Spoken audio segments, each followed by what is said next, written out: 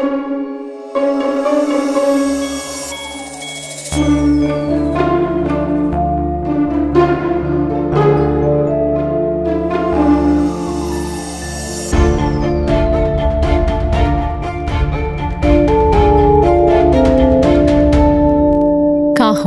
সাহিত্য দীর্ঘজীবী হোক।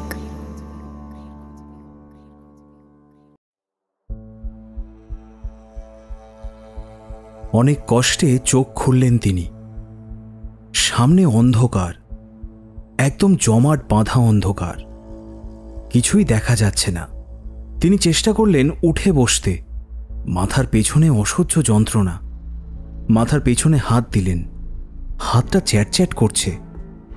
রক্ত হতে পারে। তারপর তিনি উপলব্ধি করলেন তার চোখে চশমা নেই। চশমা ছাড়া তিনি প্রায় কিছুই দেখতে পান না। তার উপর এই অন্ধকার। তার কিছুই মনে পড়ছে না যে তিনি কোথায় আছেন। তিনি হাতড়ে হাতড়ে বুঝলেন তিনি যেখানে শুয়ে আছেন সেটা মাটি। কিছু গাছের পাতায় তার হাত লাগলো। তবে কি তিনি গাছতলায় শুয়ে আছেন? একটা রাত জাগা পাখির শব্দ তার চেতনাকে নাড়িয়ে দিয়ে গেল। এই পাখির শব্দ একমাত্র জঙ্গলে শোনা যায়। তবে কি তিনি জঙ্গলে আছেন? তার কিছুই মনে পড়ছে না কেন? তিনি এখানে কিভাবে এলেন? কেনই বা এলেন? আবার তিনি উঠে বসার চেষ্টা করলেন, আর সঙ্গে সঙ্গে বুঝতে পারলেন শুধু তার মাথা নয়, শরীরের বাকি অংশেও অসহ্য যন্ত্রণা। শুধু মাথার পেছনে নয়, শরীরের বিভিন্ন অংশ থেকেও রক্ত গড়িয়ে পড়ছে। এমন সময় তিনি যেন কিছু মানুষের কথাবার্তার আওয়াজ শুনতে পেলেন। চিৎকার করতে চাইলেন, কিন্তু গলা দিয়ে আওয়াজ বেরোলো না। একটা জোরালো আলো তার চোখ ধাঁধিয়ে দিল। কিছু মানুষের আবছায়া দেখতে পেলেন। তবে কি তারা এই অবস্থা থেকে তাকে উদ্ধার করতে এসেছে? তিনি আশা পেলেন, কিন্তু আলোটা নিভে গেল। কিছু পদশব্দ তিনি শুনতে পেলেন। তিনি এই আশায় অপেক্ষা করতে থাকলেন যে সাহায্যের কিছু হাত এসে তাকে তুলে ধরবে, কিন্তু না। পায়ের শব্দ ধীরে ধীরে দূরে মিলিয়ে গেল। তাহলে দূর থেকে আস্তে আস্তে আরেকটা শব্দ আসতে লাগলো। শুকনো পাতার উপর দিয়ে যেন কেউ এগিয়ে আসছে। কে সেটা বোঝার চেষ্টা করলেন তিনি। তারপরেই একটা গন্ধ এসে তার নাকে ধাক্কা মারল। এই গন্ধ তার পরিচিত, একটা বোঁটকা ঝাঁঝালো গন্ধ। এদিক ওদিক ঘাড় ঘুরিয়ে তিনি দেখার চেষ্টা করলেন। বুঝতে পারলেন সে আসছে। সাক্ষাৎ মৃত্যু এগিয়ে আসছে তার দিকে। পালাবার কোনো পথ নেই। কালো অন্ধকারের মধ্যে দিয়ে একটা সাদা অবয়ব যেন ফুটে উঠেছে। নিজের সর্বশক্তি একত্র করে কোনো রকমে উঠে দাঁড়ালেন তিনি। দৌড় লাগানোর চেষ্টা করলেন, কিন্তু একটু গিয়েই আর পারলেন না। গাছের ডাল বা শিকড় কিছু একটাতে পা আটকে ছিটকে পড়লেন তিনি। পড়ে যাওয়া অবস্থায় তিনি ঘুরে তাকালেন। সাদা অবয়ব তখন আরও স্পষ্ট হচ্ছে। মৃত্যু যেন আরও কাছে এসে দাঁড়িয়েছে। তিনি হাত বাড়িয়ে কিছু একটা ধরতে চাইলেন। কি একটা হাতে এলো? গাছের ডাল হবে হয়তো। তখন আর ভাবার অবস্থা নেই। ডালটা ধরে আঘাত করতে চাইলেন সামনে আরও কাছে চলে আসা সাদা অবয়বটাকে, কিন্তু দুর্বল হাত, ঝাপসা চোখ তাকে সাহায্য করল না। আঘাতটা হলো হাওয়াতে। প্রায় সঙ্গে সঙ্গে ঘাড়ে তিনি অনুভব করলেন একটা লোমশ স্পর্শ। চোখ বন্ধ করলেন তিনি। তার ছেলের মুখটা চোখের সামনে ভেসে উঠল। নিজের বাড়ি, নিজের পরিচয়, সবার কথাই মনে পড়তে লাগলো। নিজের গোটা জীবনটা একটা ফ্ল্যাশব্যাকের মতো তিনি চোখের সামনে দেখতে পেলেন।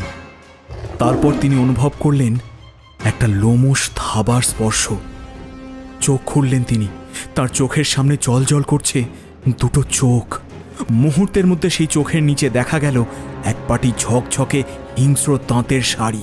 তারপরে সেই দাঁত নেমে এলো তার মুখ লক্ষ্য করে। জঙ্গলের অন্ধকারে ঝরে পড়তে লাগলো রক্ত।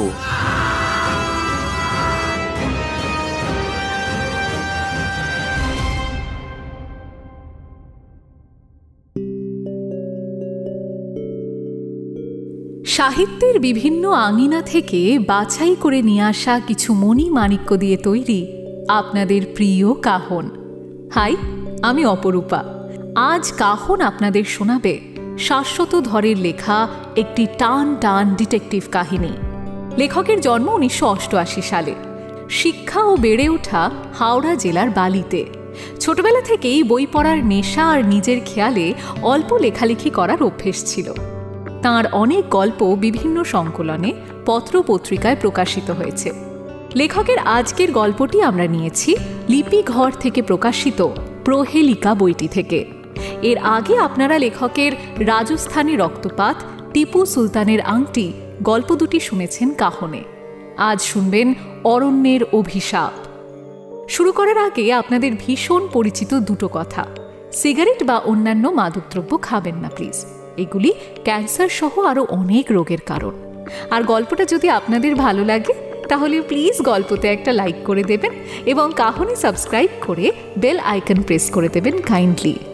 শুরু হচ্ছে শাশ্বত ধরের কাহিনী অরণ্যের অভিশাপ, প্রথম পর্ব। গল্পের শেষে ডেসক্রিপশনের শুরুতে এবং প্রথম কমেন্টে অন্তিম পর্বের ডিটেলস দেওয়া রইল। সাহিত্য দীর্ঘজীবী হোক।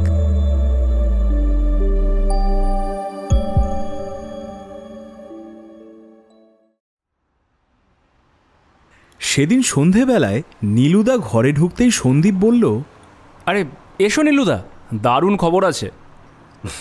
কেন রে, বিদেশ ফেরত বন্ধু তোকে বিদেশ যাওয়ার কোনো অফার দিচ্ছে নাকি বন্ধুদের সাথে ঘুরতে যাওয়ার প্ল্যান?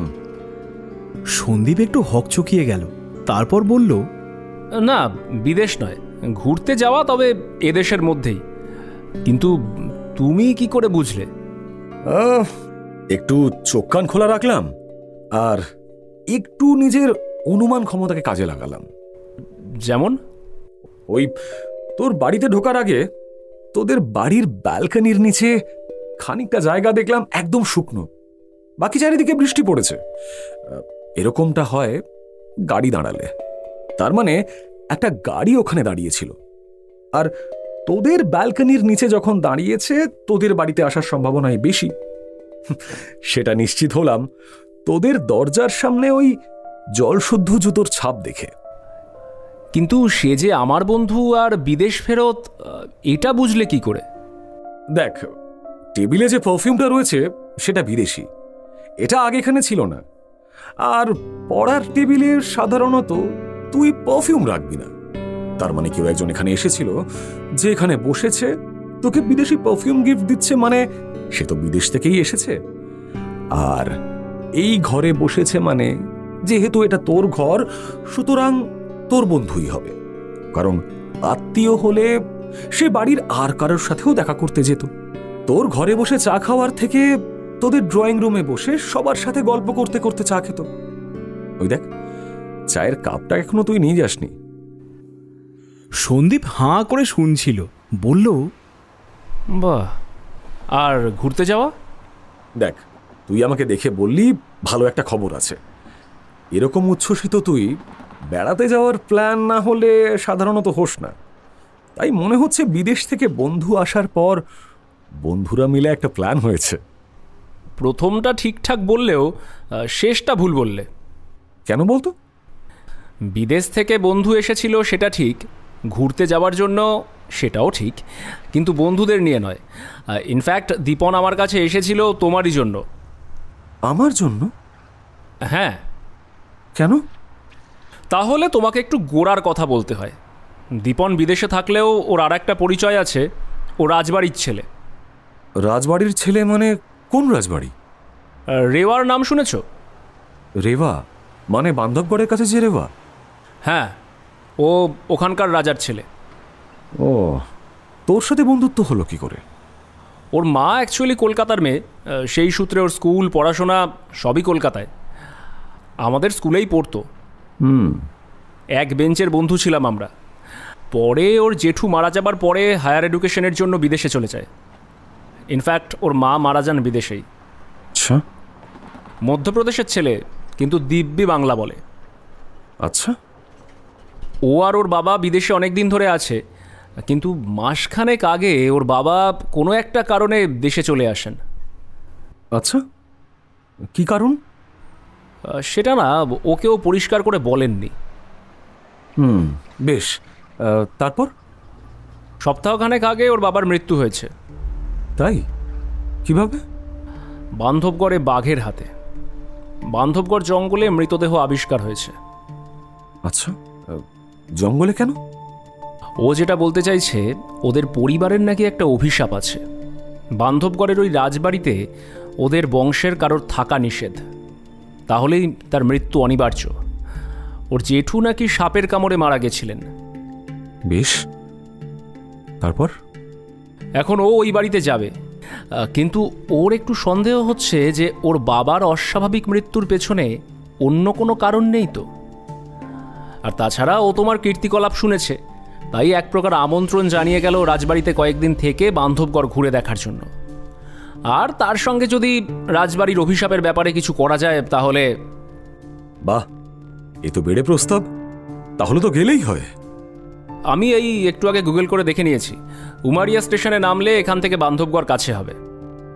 বান্ধবগড়ে বাঘ না দেখাটাই অস্বাভাবিক, বুঝলি? ভারতের সব থেকে বেশি সাফারিতে গিয়ে বাঘের দেখা বোধহয় এখানেই পাওয়া যায়। দীপনও সেটা বলছিল। ওদের বাড়িটা কোথায়? বান্ধবগড়ের কাছেই, একদম জঙ্গলের গায়ে বলল। আর এই জঙ্গলের ভেতর নাকি ওদের কোনো পূর্বপুরুষের এক পরিত্যক্ত দুর্গ রয়েছে। বাবা, দুর্গ? তা এর থেকে কি বান্ধবগড়ের নাম নাকি? সেটাই তো মনে হয়। Very interesting. তোর এই বন্ধুর ফ্যামিলি ব্যাকগ্রাউন্ড একটু বলতো আমাকে। মানে ওখানে কারা কারা থাকে, আর এই অভিশাপের ব্যাপারটাই বাকি। ওর বাবারা 3 ভাই। জেঠু বিয়ে করেননি, তিনি বেশ কিছু বছর আগেই মারা যান সাপের কামড়ে। এরপরে ওর বাবা, মানে যিনি বর্তমান রাজা ছিলেন, আর এর পরে রয়েছে ওনার বাবার ছোট ভাই, মানে ওর কাকা। তার এক ছেলে এক মেয়ে। তার মানে উত্তরাধিকার সূত্রে তোর বন্ধু এখন ওখানকার রাজা, তাই তো? তাহলে ব্যাপারটা ভাবার আছে। কেন?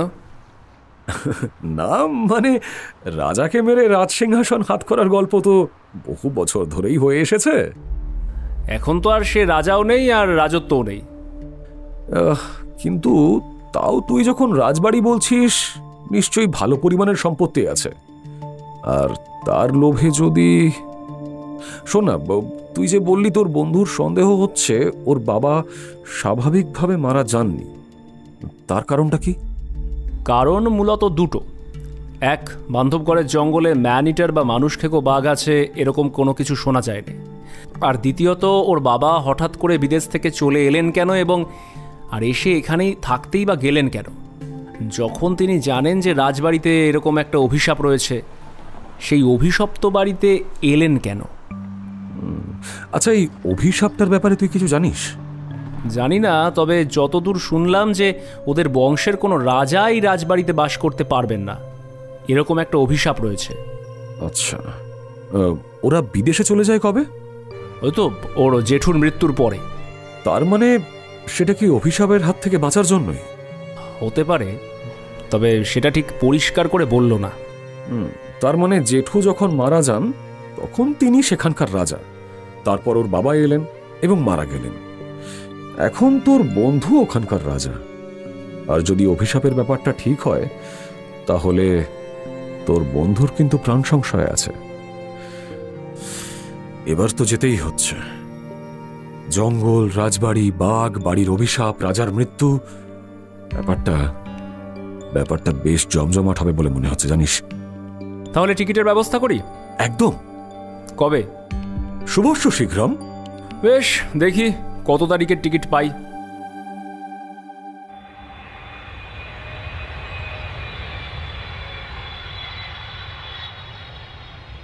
কলকাতা থেকে প্লেনে জব্বলপুর এসে সেখান থেকে ট্রেনে উমারিয়া স্টেশন।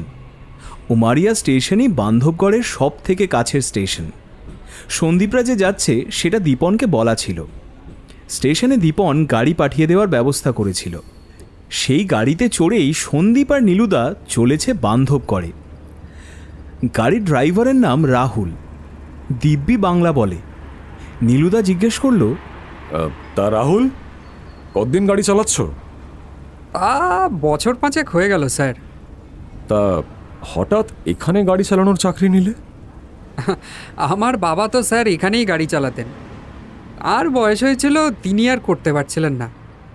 তারপরে অসুস্থ হয়ে পড়েন, তখন আমি চালানো শুরু করি। ও আচ্ছা, তা বাবা এখন? তিনি বছর 3 আগে মারা গেছেন। আচ্ছা আচ্ছা, এখানে যে সেদিনকে তোমাদের রাজাবাবুর মৃত্যু হলো, সেটা তোমরা জানলে কিভাবে? আর কি বলবো স্যার, রাজাবাবু তো বিদেশে থাকতেন, এখানে ছোটবাবুই সব দেখাশোনা করতেন। উনি বিদেশ থেকে এলেন 1 মাস হলো, বলেছিলেন এখন থেকে এখানেই থাকবেন, কিন্তু তারপর হঠাৎ করে কি যে হয়ে গেল। কিন্তু উনি মারা গেছেন তোমরা জানলে কি করে? আসলে স্যার, আমরা তো বাড়ির একটা সাইডে থাকি, তো আমরা বলতে আরো কেউ আছে নাকি? হ্যাঁ, ওনাদের তো আরও একটা গাড়ি আছে, সেটা ড্রাইভারও আছে। আর ওই চৌকিদার মানে সিকিউরিটি গার্ড, বাগানের মালি, রান্নার ঠাকুর, এরকম অনেকেই থাকে ওখানটায়। আমরা রাত্রে কিছু টের পাইনি, পরের দিন সকালে শুনলাম এরকম ঘটনা ঘটেছে। ও, তোমরা গেছিলে ওখানে?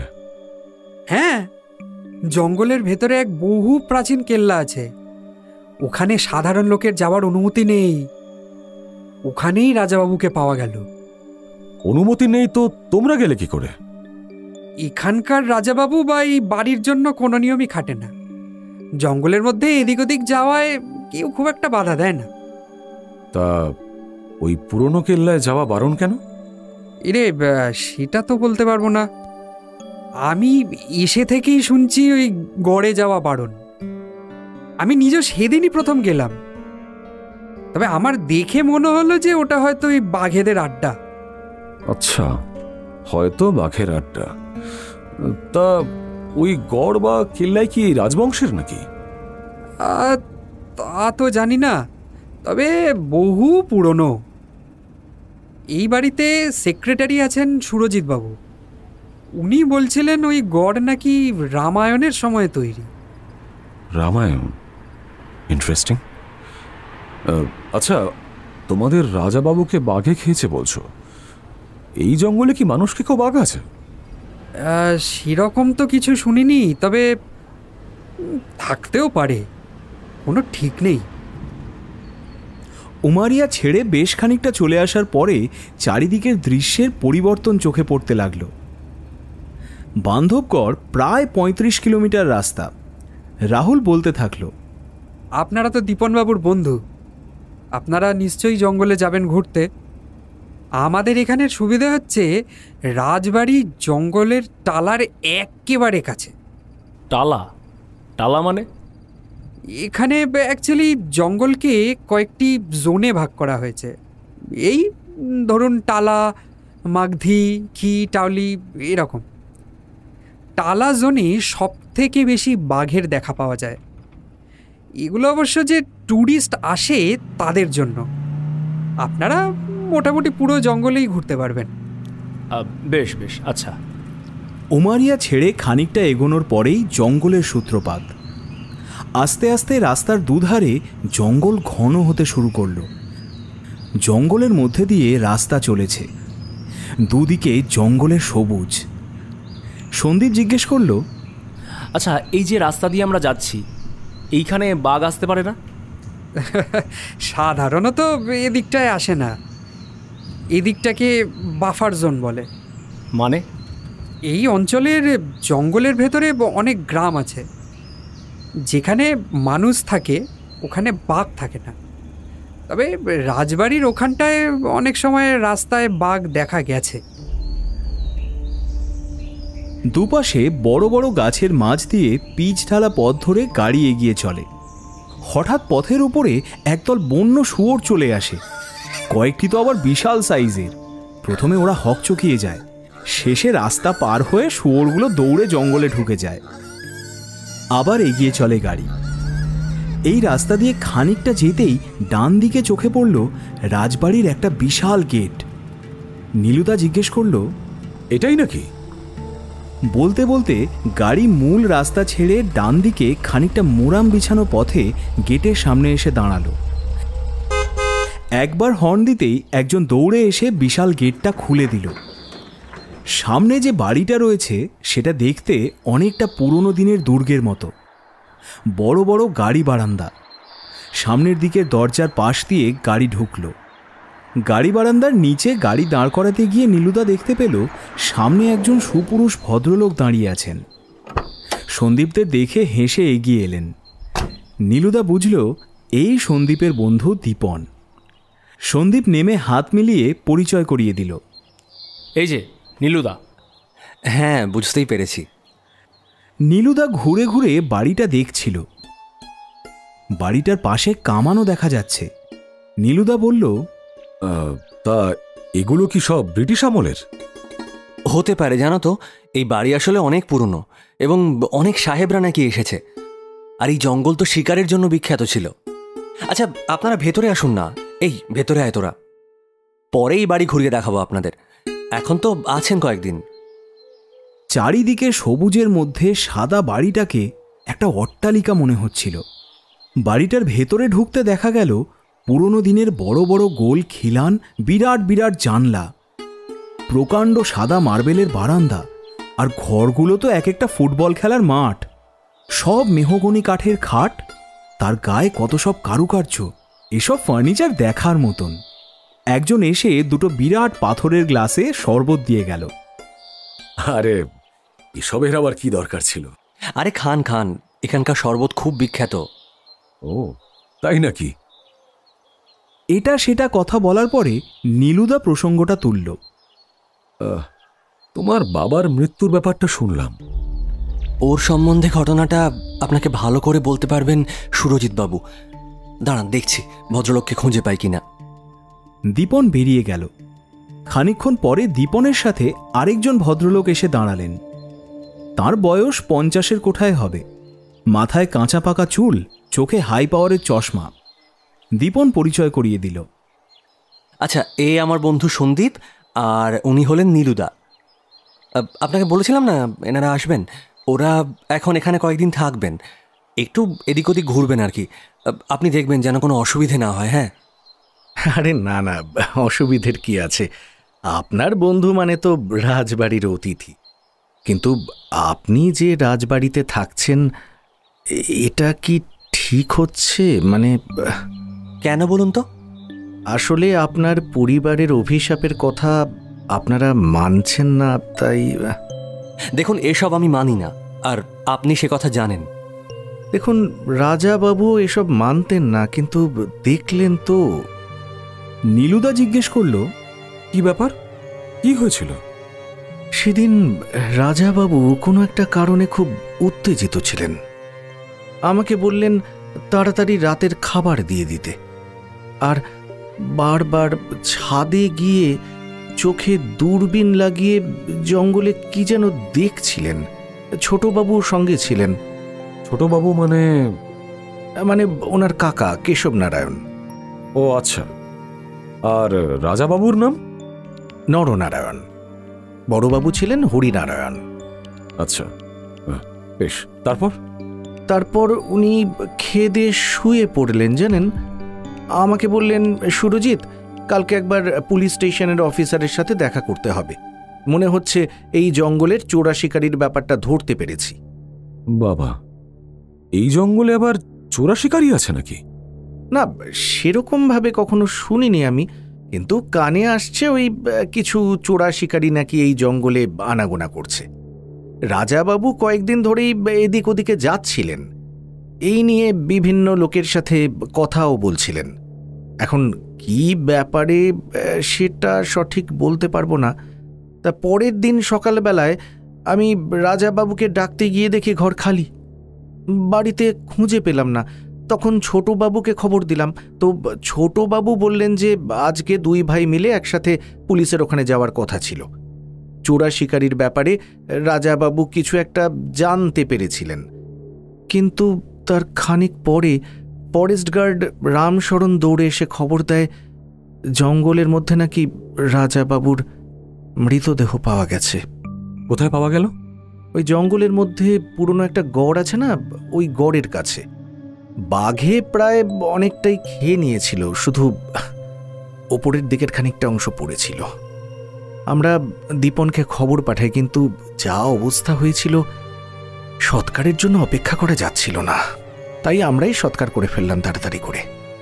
এই ছোট বাবু মানে আপনাদের রাজা বাবু চোরা শিকারির ব্যাপারে কি বলেছেন সেটা জানেন?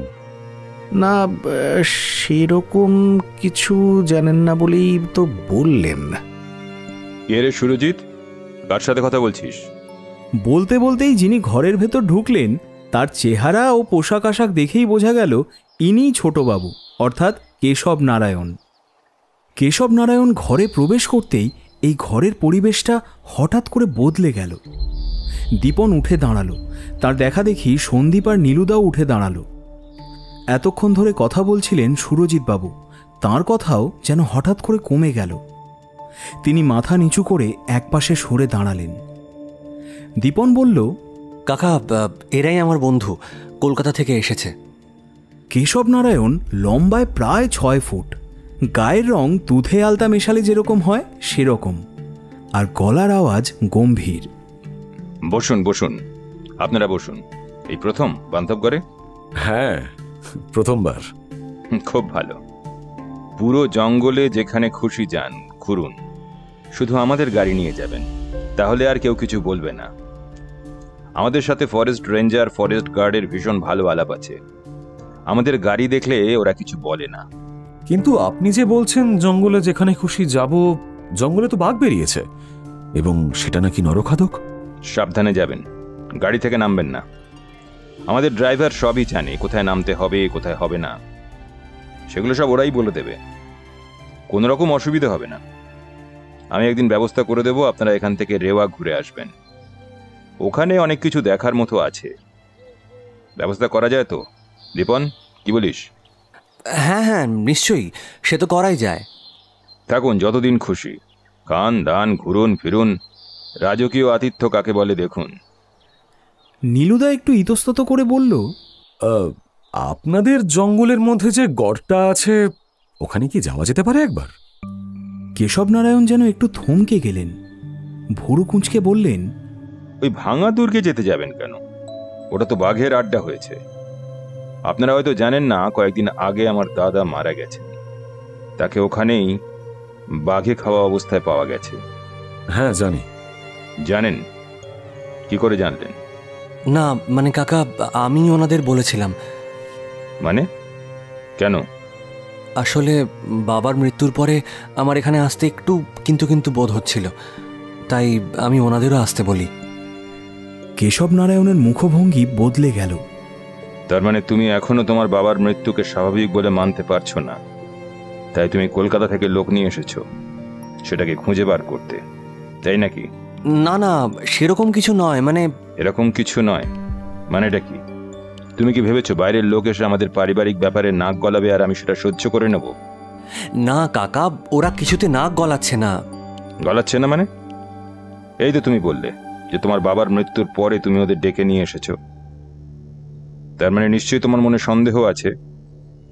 তোমার কি মনে হয়, পরিষ্কার করে সেটা বলো। না মানে দীপনবাবু বলছিলেন আপনাদের বংশের ওই অভিশাপের কথা।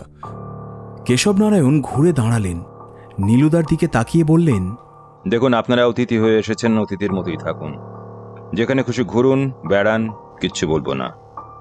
আমাদের পারিবারিক কোনো ব্যাপারে আপনারা মাথা গলাবেন না। আমি পরিবারে কোনো বাইরের লোকের অনুপ্রবেশ পছন্দ করি না। বাবা, কি হচ্ছে? একটা মহিলা কণ্ঠ শুনে থমকে গেলেন সবাই। ঘুরে দেখল ঘরে একটি ছেলে আর একটি মেয়ে প্রবেশ করছে। ছেলেটিকে দেখে সে যে কেশব নারায়ণের ছেলে তার বলে দিতে হয় না। সন্দীপ অনুমান করল এরাই কেশব নারায়ণের ছেলে আর মেয়ে। মেয়েটা বলল, কি হচ্ছে বাবা? অতিথিদের সাথে এভাবে কথা বলছো কেন? কেশববাবু একটু চুপসে গেলেন, বললেন, না, ওরা আমাদের ব্যাপারে নাক গলানোর চেষ্টা করছিল। মোটেই না, ওরা সাধারণভাবে গড়ে যাবার কথা বলেছিলেন, আমি সব শুনতে পেয়েছি। তোমার তাতে এতটা উত্তেজিত হয়ে পড়ার মতো কিছু হয়নি। রঞ্জিত, তুমি বাবাকে ঘরে নিয়ে যাও। হ্যাঁ হ্যাঁ, চলো বাবা চলো। কেশব নারায়ণের ছেলে, যার নাম রঞ্জিত, এগিয়ে এলো, বাবাকে বলল, চলো বাবা, ঘরে চলো। ঘরে চলো। দীপন আর নীলুদার দিকে জ্বলন্ত দৃষ্টিতে তাকিয়ে উনি বেরিয়ে গেলেন। ছেলেটা বলল, ভেরি সরি, আপনারা কিছু মনে করবেন না। হ্যাঁ, বাবা একটু মাঝে মাঝে উত্তেজিত হয়ে পড়েন। ও আচ্ছা, আমার নাম হলো রঞ্জিত, আর আমার বোন রূপসা। নীলুদা বলল, আরে না না, আসলে মানে উনি গড়ের কথা এমন হঠাৎ করে রেগে গেলেন। হ্যাঁ, আসলে কয়েকদিন আগেই আমাদের জেঠু মানে দীপনের বাবা মারা গেছেন, ওই গড়ের কাছেই। আপনারা তো ব্যাপারটা শুনেইছেন, সেই জন্যই ওই গড়ের নাম শুনলেই বাবা একটু উত্তেজিত হয়ে পড়েন। যাই হোক, আপনারা প্লিজ কিছু মনে করবেন না। হ্যাঁ, আপনারা যেখানে যেতে চান আমাদের বলবেন, আমরা ব্যবস্থা করে দেবো, আমি সব ব্যবস্থা করে দেবো, ঠিক আছে? দীপন জিজ্ঞেস করলো, এই জঙ্গলে চোরা শিকারির ব্যাপারটা কী রে? আরে না না, ব্যাপারটা সেরকম কিছুই নয়। আমার মনে হয় না যে জঙ্গলে কোনো চোরা শিকারির দল রয়েছে। তবে এখন একটা কথা আমি সেদিন শুনলাম, জানি না সেটা কতটা সত্যি। কি কথা শুনেছিস? জঙ্গলের পাশের গ্রামের দিকে নাকি কিছু লোককে ঘোরাফেরা করতে দেখা যাচ্ছে, তারা নাকি ঠিক ট্যুরিস্ট নয়। তাহলে কি ওরাই চোরা শিকারি? দেখুন, আসলে যতক্ষণ না শিকার করছে বা তাদের কাছে শিকারের অস্ত্রশস্ত্র পাওয়া যাচ্ছে, ততক্ষণ তাদের চোরা শিকারি কি করে বলি বলুন? কিন্তু বাবা সেদিন রাত্রেবেলা জঙ্গলে গেল কেন? হ্যাঁ, সেটাই তো আমারও প্রশ্ন। মানে জেঠু সেদিন রাতে জঙ্গলে গেল কেন? আর গেলই যদি, তাহলে পায়ে হেঁটে গেল কেন? গাড়ি নিয়েও তো যায়নি সেদিন। গাড়ি না নিয়ে যাওয়ার একটা কারণ হতে পারে যে গাড়ির আওয়াজে সবার ঘুম ভেঙে যাক, সেটা বাবা চাননি। কিন্তু এই রাতে ওই জঙ্গলের মধ্যে পায়ে হেঁটে ঢোকা, এটা তো আত্মহত্যারই নামান্তর। এটাই সব থেকে বড় রহস্য, যে জেঠু গিয়েছিল কেন। আচ্ছা, আপনারা তো এই জঙ্গলের নারী নক্ষত্র একদম ভালোভাবেই জানেন। হ্যাঁ, তা মোটামুটি। কেন বলুন তো? এর আগে কখনো নরখাদক বাঘ দেখা গেছে? রঞ্জিত আর রূপসা খানিকক্ষণ চিন্তা করল, তারপর বলল, আমাদের তো সেরকম মনে পড়ছে না। নরখাদক এই জঙ্গলে সেরকমভাবে কখনোই শোনা যায়নি।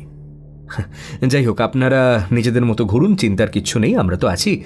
আর প্লিজ বাবার কথা কিছু মনে করবেন না। হ্যাঁ, উনি মাঝে মাঝে একটু রেগে যান। যতই হোক, দাদার মারা যাওয়ার শখটা এখনো সামলে উঠতে পারেননি, এই আর কি। হ্যাঁ, বুঝেছি। আচ্ছা, ঠিক আছে, আসছি তাহলে এখন। সবাই চলে যাওয়ার পরে নীলুদা, সন্দীপ আর দীপন ঘরে বসেছিল। দীপন বলল, আই এম এক্সট্রিমলি সরি কাকার এরকম ব্যবহারের জন্য। আর না না, তুই কি করবি? ভদ্রলোকের পার্সোনালিটি কিন্তু মারাত্মক, তাই না? ভদ্রলোক ঢোকার পরে একটা অদ্ভুত গন্ধ চারদিকে ছড়িয়ে পড়েছিল। আমার চেনা জানা কোনো পারফিউমের গন্ধ তো এরকম নয়, মনে হয় কোনো বিদেশি পারফিউম। শৌখিন মানুষ। আচ্ছা, ওনার রোজগারটা হয় কোত্থেকে? জব্বলপুরে একটা পারিবারিক ব্যবসা আছে, লোহার ব্যবসা, মানে যেটাকে আমরা বাংলায় লোহার গদি বলি, সেই ব্যবসা। আচ্ছা, তো তাতে তোমাদেরও অংশ আছে?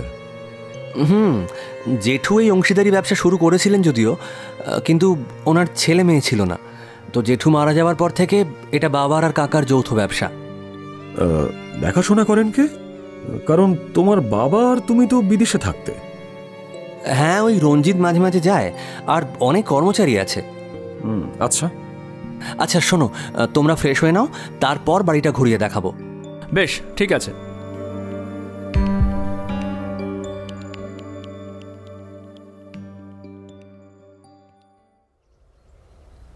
দুপুরে খাওয়া দাওয়ার পর নীলুদা আর সন্দীপকে নিয়ে দীপন বেরোলো বাড়ি দেখাতে। গেট দিয়ে ঢুকেই বিরাট উঠোন ঘিরে চতুষ্কোণ রাজবাড়ি, মাঝে নাট মন্দির। যে কোনো জমিদার বাড়ি বা রাজবাড়ির মূল কাঠামো যেরকম হয়, তার চেয়ে আলাদা কিছু নয়। বড় বড় ঘর, উঁচু উঁচু সিলিং, এসবের মধ্যে দিয়ে ঘুরতে বেশ ভালোই লাগছিল। নীলুদা বলল, আসলে এইসব বাড়িগুলো একটা হেরিটেজ, আর এখনো এরকম কিছু বাড়ি টিকে আছে বলে ইতিহাস কথা বলে। সন্দীপ জিজ্ঞেস করলো, আচ্ছা, এত বড় বাড়ি, এর মেনটেনেন্স, এ তো অনেক খরচ, আর সেই সব খরচা কে করে? দেখো, বাড়ির মোটামুটি ওই 3টে ভাগ, জেঠুর ভাগ, আমাদের ভাগ আর কাকার ভাগ। জেঠুর ভাগটা এখন একটা ওই হেরিটেজ হোমস্টে হিসেবে ব্যবহার করা হয়, ওখানে ট্যুরিস্টরা এসে থাকে, এবং জঙ্গলে সাফারিরও ব্যবস্থা করা হয়। ওটা বাড়ি থেকে একটু আলাদা, ওই বাইরের দিকে। আর আমাদের হচ্ছে পেছন দিকের অংশটা, আর যেদিক দিয়ে ঢুকলে ওই দিকটা কাকাদের অংশ। তার মানে তোমাদের ভাগে ঢোকার জায়গা আলাদা? হ্যাঁ, কিন্তু আমরা সবাই ওই দরজাটাই ব্যবহার করি। চলো, বাড়ির পেছনে একটা ইন্টারেস্টিং জিনিস দেখাবো। ইন্টারেস্টিং জিনিস? কি বলো তো? আরে চলো না, দেখাবো। দীপনের পিছন পিছন বাড়ির পাশ দিয়ে যে জায়গাটার দিকে সন্দীপ আর নীলুদা এগিয়ে গেল, সেটা অ্যাকচুয়ালি বলা যায় বাড়ির পিছন দিক। এই দিকটা বাড়ির সামনের দিকের সম্পূর্ণ বিপরীত। ভাঙাচোরা একটা অংশ ঢাকা রয়েছে ঘন জঙ্গল আর আগাছায়। কেমন যেন একটা গা ছমছমে ভাব রয়েছে। এদিকটায় বাড়ির কেউ আসে না চট করে। এদিকে মনে হচ্ছে আরো কয়েকটা ঘর আছে, তাই না? ওটা ছিল রুদ্রনারায়ণের মহল। রুদ্রনারায়ণ? হ্যাঁ, যার সময় ঘটেছিল ওই অভিশাপের ঘটনা। কি ঘটনা? একটু দীর্ঘশ্বাস ফেলে দীপন বলল, সব রাজবাড়িতেই হয়তো অতীতের এরকম কিছু ঘটনা লুকিয়ে থাকে, যার কোনো ব্যাখ্যা মেলে না বা যুক্তিসঙ্গত কারণ জানা যায় না। বহু বছর আগে আমার দাদুর বাবা মানে রুদ্রনারায়ণ তখন রাজা ছিলেন। তখন আশেপাশের উপজাতিদের মধ্যে একটা বিদ্রোহ দেখা দেয়। বিদ্রোহ? কিসের বিদ্রোহ? তখন আসলে এইসব গ্রাম থেকে খাজনা আদায় করা হতো, কিন্তু এখানে বৃষ্টি খুব কম হয়েছিল সে বছর, তাই সেজন্য তারা খাজনা দিতে পারেনি। কিন্তু রুদ্রনারায়ণ ছিলেন নাকি প্রচণ্ড কড়া ধাতের লোক। তিনি বলেছিলেন খাজনা দিতেই হবে। তারপর তো গ্রামের লোকেরা তার কাছে এসে ধর্ণা দেয়, বলে তারা নাকি বৃষ্টির জন্য একটা পুজোর আয়োজন করেছে। আর রুদ্রনারায়ণ এসবে একদম বিশ্বাস করতেন না। তিনি তাই খোঁজ নিতে বলেছিলেন যে এইসব পুজো পার্বণ এইসবে উৎসাহ যোগাচ্ছে কে বা কারা। তো খোঁজ নিয়ে জানা গেল যে এক তান্ত্রিক তার এক ছোট দল নিয়ে গ্রামের লোকেদের খেপিয়ে তুলেছে রাজার বিরুদ্ধে, মানে রুদ্রনারায়ণের বিরুদ্ধে। সেই জন্যই তান্ত্রিক এই পুজোর আয়োজন করেছে। আর এই পুজো হবে পরের অমাবস্যায়। আর এর পরে না বিভিন্ন সময় বিভিন্ন জায়গায় রাজকর্মচারীদের নিগৃহীত হওয়ার ঘটনা শোনা যেতে লাগলো। আর ওই উপজাতিরা থাকতো জঙ্গলের ভেতর। তো মাঝে মাঝে না দেখা যেত যে কোনো রাজকর্মচারীকে হঠাৎ জঙ্গলের ভেতর কিছু ডাকাত আক্রমণ করে সমস্ত কিছু কেড়ে নিচ্ছে। এমনকি কিছু সেনার মৃত্যুও হয়। রুদ্রনারায়ণ প্রচণ্ড রেগে থাকলেও তিনি সরাসরি কিছু বলেননি। তারপর এলো সেই অমাবস্যার দিন। আমাদের বাড়ির এই পেছন দিকে একটা মন্দির আছে। আমাদের বংশে কোনো দেবদেবীর পুজো হয় না, কিন্তু ওই মন্দিরে যে পুজোটা হয় সেটা বিশাল একটা খড়গের। এটাকে নাকি পুরাণ মতে অনেকে বলে রাবণের খড়গ। রাবণের খড়গ? হ্যাঁ, অনেকে বলে যে রাম যখন রাবণকে মেরে ফিরছিলেন তখন নাকি এই জঙ্গলে বিশ্রাম নিয়েছিলেন। তখন তিনি জঙ্গলে কেল্লাও বানিয়েছিলেন। শিব রাবণকে এই খড়গ দিয়েছিলেন, যেটা রাম রাবণের মৃত্যুর পর নিয়ে নেন, পরে এখানেই রেখে যান। দেখলেই বুঝতে পারবেন এটা চালানো খুব একটা সহজ নয়। তো সেদিন রাতে রুদ্রনারায়ণ ঘোড়ার পিঠে চড়ে ওই খড়গ হাতে বেরিয়ে পড়েন। উপস্থিত হন ওই তান্ত্রিকদের পুজোর জায়গায়। বুঝতে পারেননি সেখানে তার জন্য অপেক্ষা করছিল মৃত্যু। কারণ তার উপস্থিতির কথা আগে থেকেই কেউ জানিয়ে দিয়েছিল। ঝাঁকে ঝাঁকে তীর তাকে বিদ্ধ করে। মৃত্যুর আগে তিনি ওই খড়গের আঘাতে তান্ত্রিক ও তার সহযোগীদের মাথা শরীর থেকে বিচ্ছিন্ন করে দেন। পরের দিন সকালে সবাই ওখানে গিয়ে রুদ্রনারায়ণের মৃতদেহ আর ধড় থেকে বিচ্ছিন্ন 10টা মাথা উদ্ধার করে। পরে জানা যায় রুদ্রনারায়ণ যখন একের পর এক কাপালিকে সহযোগীর মাথা ধড় থেকে আলাদা করছেন, তখন সেই কাপালিকি তাকে অভিশাপ দেন যে তার বংশের কোনো রাজা এই জঙ্গলে বাস করতে পারবেন না। সেখান থেকেই অভিশাপের উৎপত্তি। তোর দাদু এখানে আর আসেননি। রুদ্রনারায়ণের ভয়াবহ মৃত্যুর পর তার মাকে নিয়ে চলে যান জব্বলপুরে। পরে শেষ বয়সে তিনি ফিরে আসেন। কিন্তু অদ্ভুত ব্যাপার, তার 1 সপ্তাহের মধ্যেই তার মৃত্যু হয়। তারপরে মারা যায় জেঠু, আর এখন বাবা। বুঝতেই পারছো অভিশাপ আস্তে আস্তে ভয়াবহ হতে শুরু করেছে। তার মানে এখন তুই রাজা, তোর জীবনে অভিশাপ আসার সম্ভাবনা রয়েছে? হ্যাঁ, তা রয়েছে। বলতে বলতে দীপন এগিয়ে যায়। এসো। একটা মন্দিরের ভিতর ঢুকে যায়। নীলুদা ও সন্দীপও তার পিছন পিছন যায়। মন্দিরটা একটু অদ্ভুত ধরনের। বাইরে থেকে দেখে মন্দিরের কোনো বৈশিষ্ট্যই নেই। একটা ছোট দরজা ভেতরে একটা পাথরের ওপরে একটা বিরাট খড়গ রাখা। সেটার আকার এবং আকৃতি দেখে বোঝাই যাচ্ছিল যে এই খড়গ তোলা যে কোনো সাধারণ লোকের কাজ নয়। এই দিয়ে যে 10 জন লোকের মাথা কাটতে পারে সে লোক নয়। খাটার উপরে একটা মালাও রাখা রয়েছে। এই খড়গকে প্রায়ই পুজো করা হয়। ওরা বেশ খানিকক্ষণ তাকিয়ে রইল ওটার দিকে। সন্দীপ বলল, কি অদ্ভুত, তাই না? নীলুদা বলল, অভিশাপটা বেশ অদ্ভুত ধরনের, তাতে কোনো সন্দেহ নেই, বুঝলি। তবে অস্ত্র পুজোর চল কিন্তু অনেক বাড়িতেই আছে। এমনকি কলকাতার বিভিন্ন দুর্গাপূজা যেসব বাড়িতে হয় সেখানে এরকম অস্ত্র পূজা হামেশাই দেখা যায়। বলছি যে আর বাড়ির বাইরে থাকা ঠিক হবে না। অন্ধকারে না এখানে জঙ্গল জেগে ওঠে, হরেক রকম বন্য প্রাণীর আওয়াজ পাবে। কালকে একটা জঙ্গল সাফারির ব্যবস্থা করছি, ঘুরে আসা যাক, দেখো কিরকম লাগে। কি বলিস সন্দীপ? হ্যাঁ, অবশ্যই। সম্ভব হলে ওই দুর্গটা একবার দেখতে চাই। হ্যাঁ, আমি ব্যবস্থা করছি।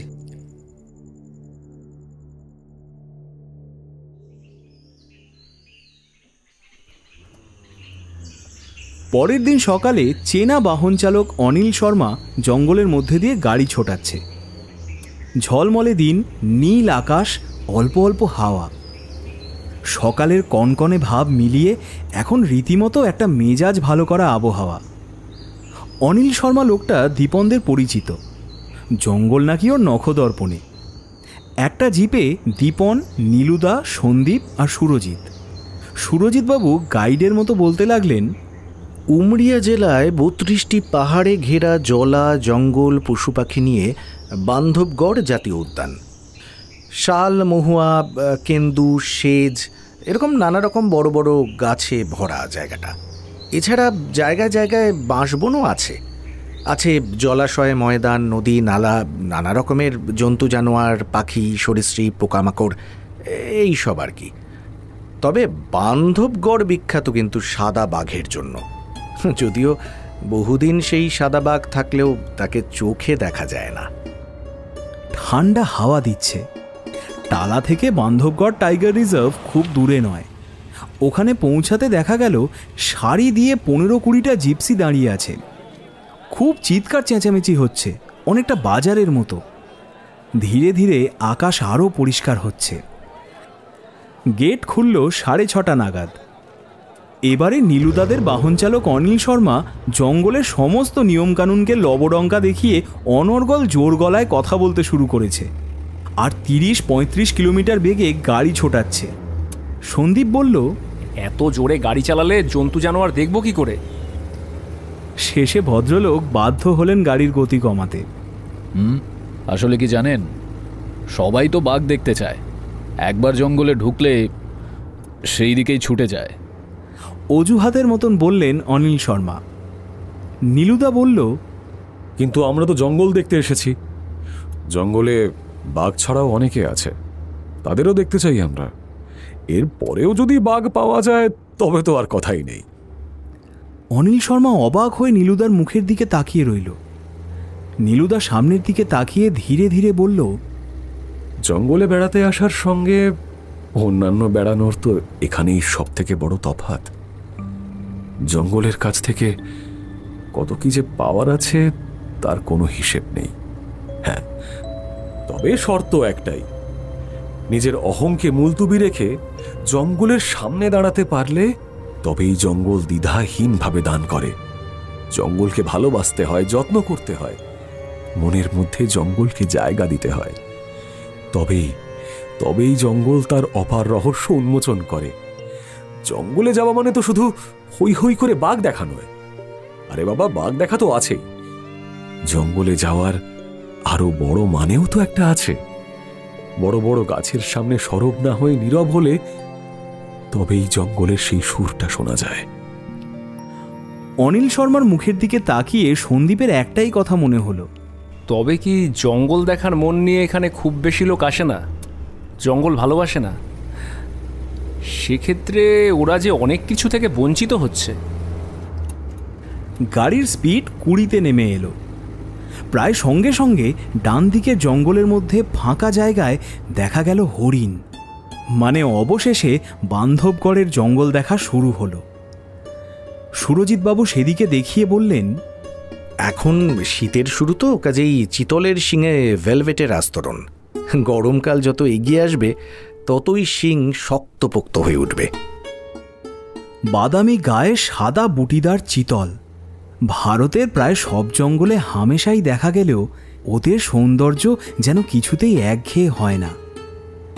ভাসা ভাসা কাজল টানা চোখ, চকচকে শরীর, লম্বা লম্বা পা ফেলে নড়ে চড়ে বেড়াতে দেখলে প্রকৃতির কারুকাজে অবাক না হয়ে পারা যায় না। 2.5 ঘন্টা বন জঙ্গলের আনাচে কানাচে ঘুরে এবারে বান্ধবগড় নামে 32টির মধ্যে সবচেয়ে প্রসিদ্ধ পাহাড়ের কোলে চক্রধারা মাঠে এসে পৌঁছালো গাড়ি। এখানে গাড়ি থেকে নেমে হাঁটাচলা করা যায়, যা জঙ্গলের অন্য কোথাও যায় না। চা পাওয়া যায় এখানে, আর সবচেয়ে বড় কথা এখানে বাঘের খবরও পাওয়া যায়। অনিলবাবু খোঁজ নিয়ে এসে বললেন, বাঘ দেখা গিয়েছে, মানে টাইগার শো হবে। কিন্তু বহু জিপসি কিন্তু শাড়ি দিয়ে দাঁড়িয়ে আছে, সময় লাগবে। অতএব কি করণীয় বলুন তো? নীলুদা জিজ্ঞেস করল, এই টাইগার শো ব্যাপারটা কি? মধ্যপ্রদেশের বড় বড় জঙ্গলে টাইগার শো এর আয়োজন করা হয়ে থাকে। এই ব্যবস্থা নিয়ে অনেক তর্ক বিতর্কও হয় মাঝে মাঝে।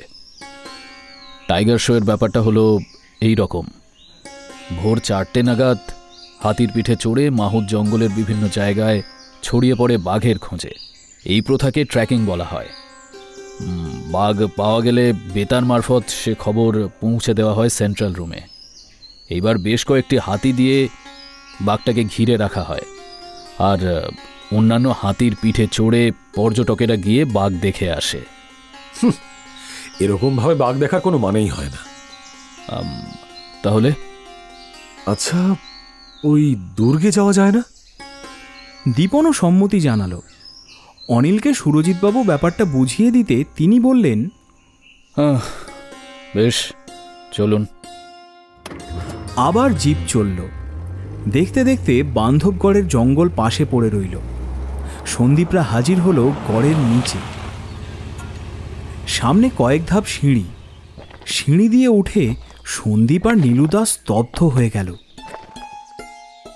সামনে বাঁধানো চত্বরের একধারে জলাশয়ে সবুজ জল, পাশে উঁচু বেদির ওপর স্তম্ভর আয়তনের শিবলিঙ্গ, তার পাশে শায়িত বিষ্ণুর বিশাল এক মূর্তি।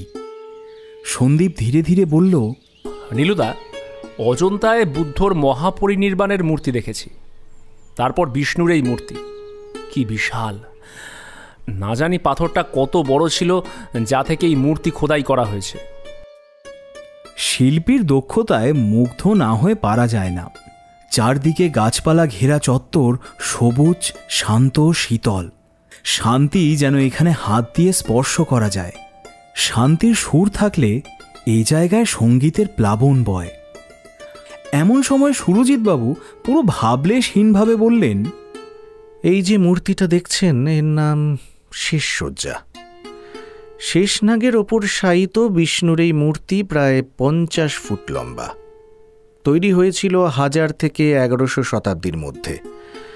কালচুরি রাজা যুবরাজদের মন্ত্রী গোলক এই মূর্তি তৈরি করেছিলেন।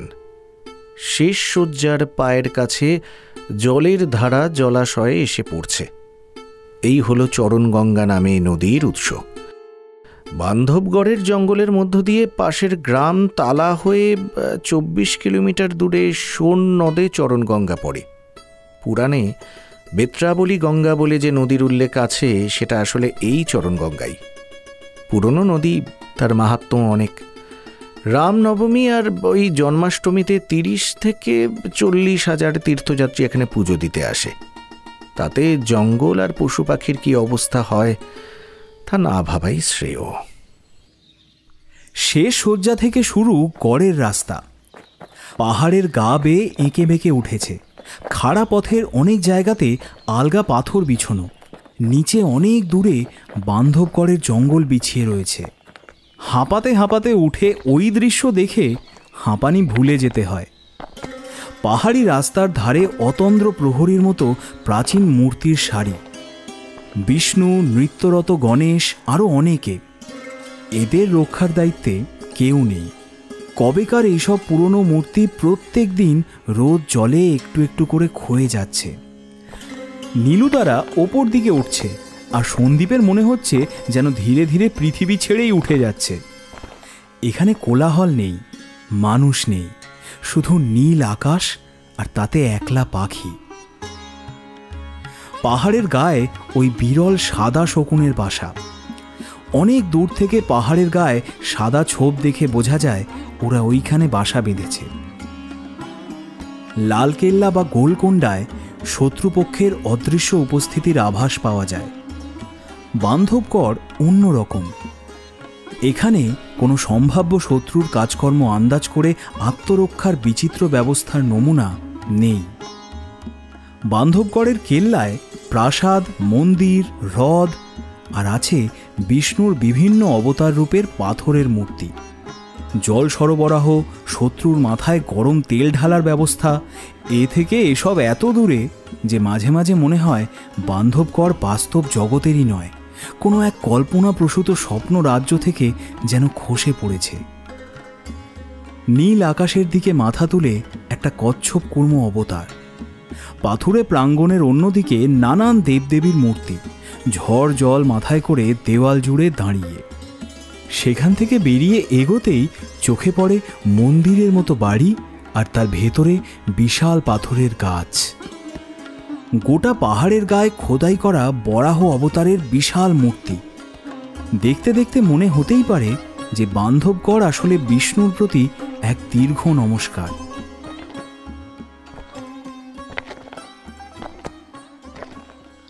গড়ে পৌঁছানোর রাস্তা খুব বেশি খাড়া না হলেও বেশ কষ্ট করতে হয়, কিন্তু সেই কষ্ট সার্থক।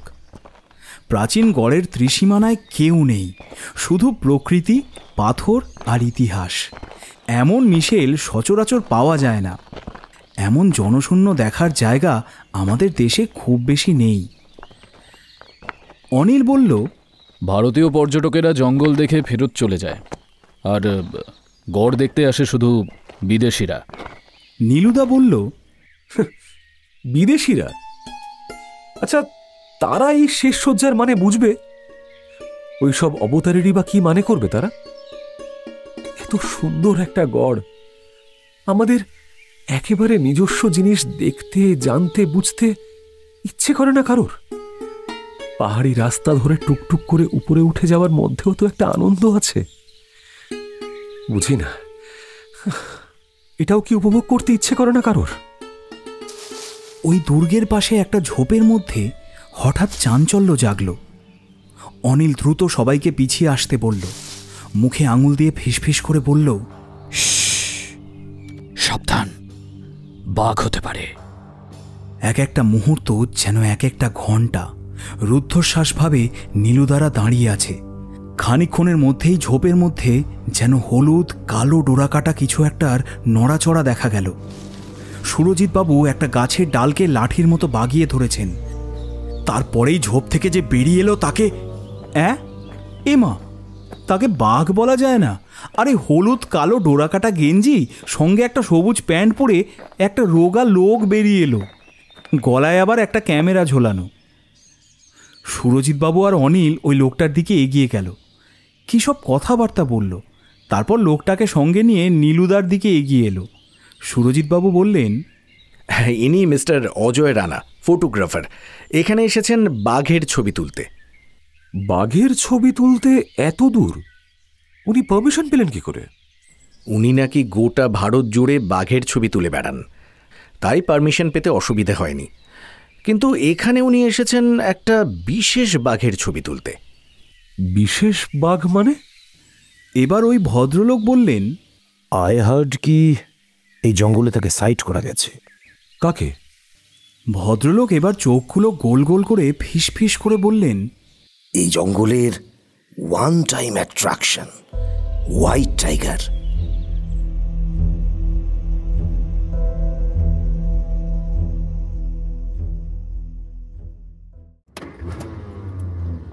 ফেরার পথে সন্দীপ নীলুদাকে জিজ্ঞেস করল, হোয়াইট টাইগার মানে সাদা বাঘ কি এখানে সত্যি আছে? হতে পারে। এক সময় তো বান্ধবগড়ের খ্যাতি ছিল অ্যালবিনোর জন্য। অ্যালবিনো সেটা কি? অ্যালবিনো শব্দটা এসেছে লাতিন শব্দ অ্যালবাস থেকে।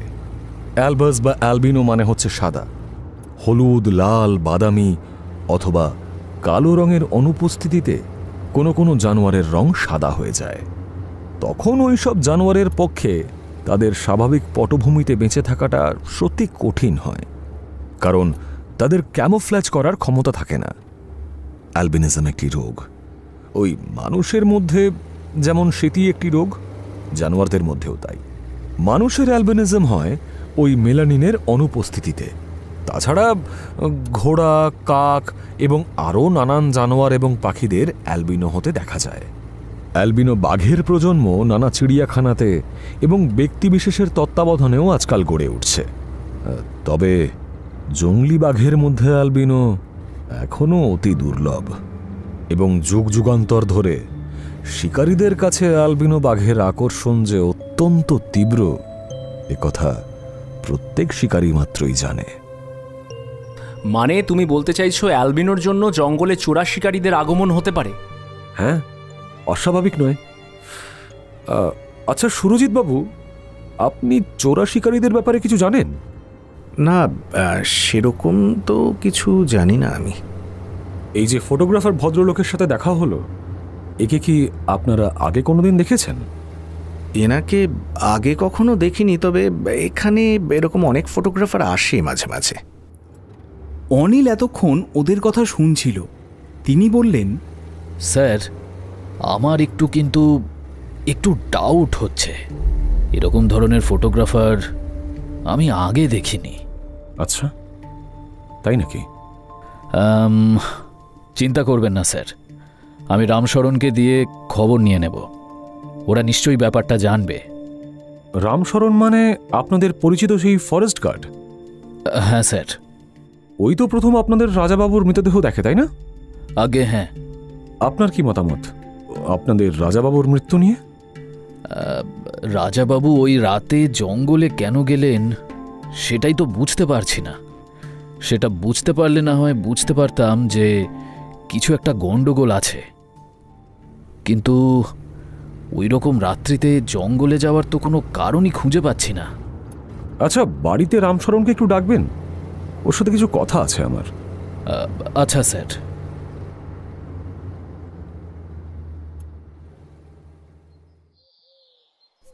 বাড়িতে ফিরে নীলুদারা এদিক ওদিক ঘুরে দেখছিল। এমন সময় দীপন এসে বলল, নীলুদা, রামশরণ এসেছে, তোমরা যাবে নাকি? হ্যাঁ চলো। কোথায়? এই তো ট্রফি রুমে বসে এসেছি। ট্রফি রুম সেটা কি?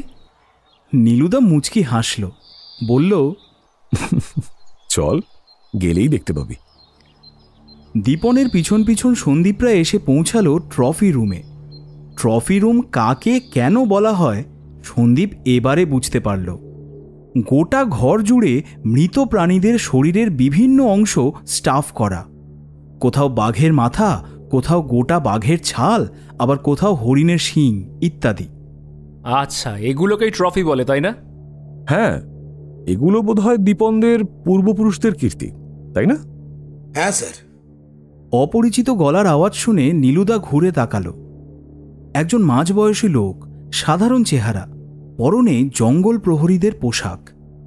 ওদের দেখে উঠে দাঁড়িয়েছে। দীপন পরিচয় করিয়ে দিল, ইনি রামশরণ, আর ওরা আমার বন্ধু, কলকাতা থেকে এসেছেন। নমস্তে সাব। নীলুদা সরাসরি জিজ্ঞেস করল, রাজাবাবুকে আপনি প্রথম মৃত অবস্থায় দেখেছিলেন? জি, আমার ডিউটি ছিল ওইদিকে। কিছু দূর যেতেই দেখি রক্তের দাগ। রক্তের দাগ ফলো করে খানিকটা গিয়ে দেখি একটা আধ খাওয়া শরীর পড়ে আছে। কাছে গিয়ে দেখি এটা আমাদের রাজাবাবু। তখনই আমি দৌড়ে এসে খবর দিই। এই জঙ্গলে মানুষ খেকো বাঘের কথা আগে কখনো শুনেছেন আপনি? বহুদিন আগে একবার হয়েছিল, তারপর শিকারি তাকে মেরে ভি ফেলেছে। তো আজ থেকে প্রায় 30 বছর আগেকার কথা হবে। তখন আমি সবে সবে চাকরিতে ঢুকেছিলাম। আচ্ছা, আমরা যখন জঙ্গলে গিয়েছিলাম সেখানে একজন ফটোগ্রাফারকে দেখলাম। দেখে ঠিক ভালো মনে হলো না। ওর সম্বন্ধে আপনার কাছে কোনো ইনফরমেশন আছে? জি, সুরজিৎ বাবু আমাকে বলেছেন, আমি খোঁজ লাগাচ্ছি। বেশ। আচ্ছা, চোরা শিকারীদের কোনো খবর পেয়েছেন আপনি? আমাকে রাজাবাবু কথা বলেছিলেন যে এখানে চোরা শিকারীদের কিছু একটা আছে, এবং কি মনে ভি করেছিলেন এখানকার একজন এই চোরা শিকারীদের মদত দিচ্ছে। তার সাথে কথা বলতে গিয়েছিলেন এবং বেশ ঝামেলাও হয়েছিল তার সাথে। কে বলুন তো? অর্জুন সিং স্যার। অর্জুন সিং? সে কে? এখানকার বিরাট বড় ইজারাদার। কাঠের ব্যবসা আছে, রিয়েল এস্টেটের বিজনেস আছে, জবলপুরে একটা বাড়ি আছে, এখানে ভি একটা বাড়ি আছে। বহুত পয়সা সাব। রাজা বাবু কোথা থেকে খবর পেয়েছিলেন যে অর্জুন সিং চোরা শিকারীদের মদত দিচ্ছে? এরকম কোনো ঘটনা কি সত্যি ঘটেছিল? একবার ওর বাড়ি থেকে ইলিগাল কিছু আর্মস পাওয়া গিয়েছিল, আর সেগুলো বেশিরভাগই শিকার করার আর্মস। আচ্ছা, তারপর? তা পুলিশ এগুলোকে ক্যাপচার করে নেয়। অর্জুন সিং এর কিছু হয়নি? অত টাকা থাকলে আর কি হবে। আচ্ছা, বুঝলাম। তা এই অর্জুন সিং কোথায় থাকে? শহরের খুব কাছেই, খুব দূরে নয়। আপনি গাড়িতে যাবেন তো আধা ঘন্টার মধ্যে পৌঁছে যাবেন। তা লোককে জিজ্ঞেস করলে দেখিয়ে দেবে। ও প্যালেসের মতো বিরাট বাড়ি। দীপন জিজ্ঞেস করলো, বাবা সেখানে গিয়েছিলেন? রাজাবাবু লিজে গিয়েছিলেন অর্জুন সিং এর কাছে, গিয়ে কিছু বলে ভি ছিলেন। আমি ভিতরে ঢুকিনি, আমাকে রাজাবাবু পরে এসে এসব জানিয়ে গিয়েছিলেন। কি বলেছিল অর্জুন সিং? সব তো ক্লিয়ার করে বলেননি, পর রাজাবাবু বলেছিলেন যে এই লোকটা কোনো একটা গোলমালের সঙ্গে জড়িয়ে আছে। আমার কাছে কিছুতেই মুখ খুলল না। বুঝলাম। আপনি জঙ্গলে কি কোনো রকম কিছু লক্ষ্য করেছিলেন? না, এখনো অবধি তো সেরম কিছু লক্ষ্য করিনি। সত্যিকারের কোনো সাদা বাঘ কখনো দেখা গেছে? হ্যাঁ হ্যাঁ স্যার, আমাদের ক্যামেরাতে ধরা পড়েছে। একটা সাদা বাঘ জঙ্গলে একবার দেখা গেছে। আচ্ছা, তা সে বাঘ কি এখনো এখানে আছে? গড়ের কাছে তার মুভমেন্ট ধরা পড়েছিল, তারপর সেটাকে আর দেখা যায়নি। ঠিক আছে, একটু খেয়াল রাখবেন। কোনো কিছু হলে আমাদেরকে একবার বলবেন প্লিজ। আপনাদের? কেন? আপনারা কে? দীপন এদিক ওদিক তাকিয়ে ফিস করে বলল, উনি পুলিশকে বিভিন্ন কাজে সাহায্য করে থাকেন, এর আগেও অনেক কিছু করেছেন। উনি ওই চোরা শিকারির ব্যাপারটা একটু দেখছেন। ওকে ওকে ওকে স্যার, ওকে ওকে। রামশরণ চলে যাওয়ার পরে নীলুদা দীপনকে বলল, অর্জুন সিং এর ব্যাপারে তুমি জানতে? না, আমি এসব কিছুই জানি না। আচ্ছা, একবার সুরজিৎ বাবুকে ডাকো তো। হ্যাঁ, ডাকছি, দাঁড়াও, উনি হয়তো কাছাকাছি আছেন। প্রায় সঙ্গে সঙ্গেই সুরজিৎ বাবু এলেন। ও, এই তো এসে গেছেন। দীপন জিজ্ঞেস করলো, আচ্ছা, এই অর্জুন সিং এর সাথে বাবা দেখা করতে গিয়েছিলেন, এই ব্যাপারটা আপনি জানতেন? অর্জুন সিং এর সাথে? না, এরকম তো আমাকে কিছু বলেননি। অর্জুন সিং কি এলাকার খুব প্রভাবশালী ব্যক্তি? কি বলছেন? হ্যাঁ, অর্জুন সিং এর কথা ছাড়া এখানে একটা গাড়িও চলে না। টাকার কুমির বলতে পারেন। ওর বিরুদ্ধে অনেকে অনেক কথা বলে, কিন্তু এখনো তো সেরকমভাবে কোনো প্রমাণ পাওয়া যায়নি। বুঝলাম, ঠিক আছে, আপনি আসুন। দীপনকে নীলুদা বলল, অর্জুন সিং এর একবার দেখা পাওয়া গেলে ব্যাপারটা মন্দ হতো না, বুঝলে? আচ্ছা, দাঁড়াও, রঞ্জিতকে একবার বলে দেখি। বলে ঘর থেকে বেরিয়ে গেল দীপন। খানিকক্ষণের মধ্যেই ফিরে এলো, এবার সঙ্গে রঞ্জিত। রঞ্জিত বলল, কি ব্যাপার, আবার অর্জুন সিং এর খোঁজ পড়ছে শুনলাম? আপনাদের ফরেস্ট গার্ড রামশরণ বলছিল সে নাকি এখানকার খুব প্রভাবশালী লোক, আর আপনার জেঠু নাকি ওনার সাথে দেখা করতে গেছিলেন ওই চোরা শিকারীদের ব্যাপারে। তাই ভাবছিলাম যদি একবার দেখা করা যায় ওনার সাথে। অর্জুন সিং এর সাথে? হ্যাঁ হ্যাঁ, দেখা করিয়ে দিতেই পারি, আমাকে খুব ভালো করেই চেনেন। কিন্তু আপনারা বাইরের লোক, তাকে চোরা শিকারীর প্রশ্ন করবেন, ব্যাপারটা কি ভালো হবে? তাছাড়া অর্জুন সিং বাইরে যতই হৃদ্যতা দেখাক, লোকটা কিন্তু খুব একটা সুবিধের নয়। আপনারা বেড়াতে এসেছেন, বেড়ান না, কেন এইসব ঝামেলায় জড়াতে চাইছেন বলুন তো? সে তো বটেই, কে আর এসব ঝামেলায় জড়াতে চায় বলুন তো? কিন্তু শুনলাম জঙ্গলে নাকি একটা সাদা বাঘ দেখা গেছে, তাই চোরা শিকারীদের উপদ্রবটা বাড়তে পারে। ভাবছিলাম যদি একবার ভদ্রলোকের সাথে দেখা করা যায়। ঠিক আছে, আপনি যখন বলছেন আমি দেখছি, কিন্তু একটা কথা, মানে একটু সাবধানে কথা বলবেন। হ্যাঁ, লোকটা একটু বিপজ্জনক।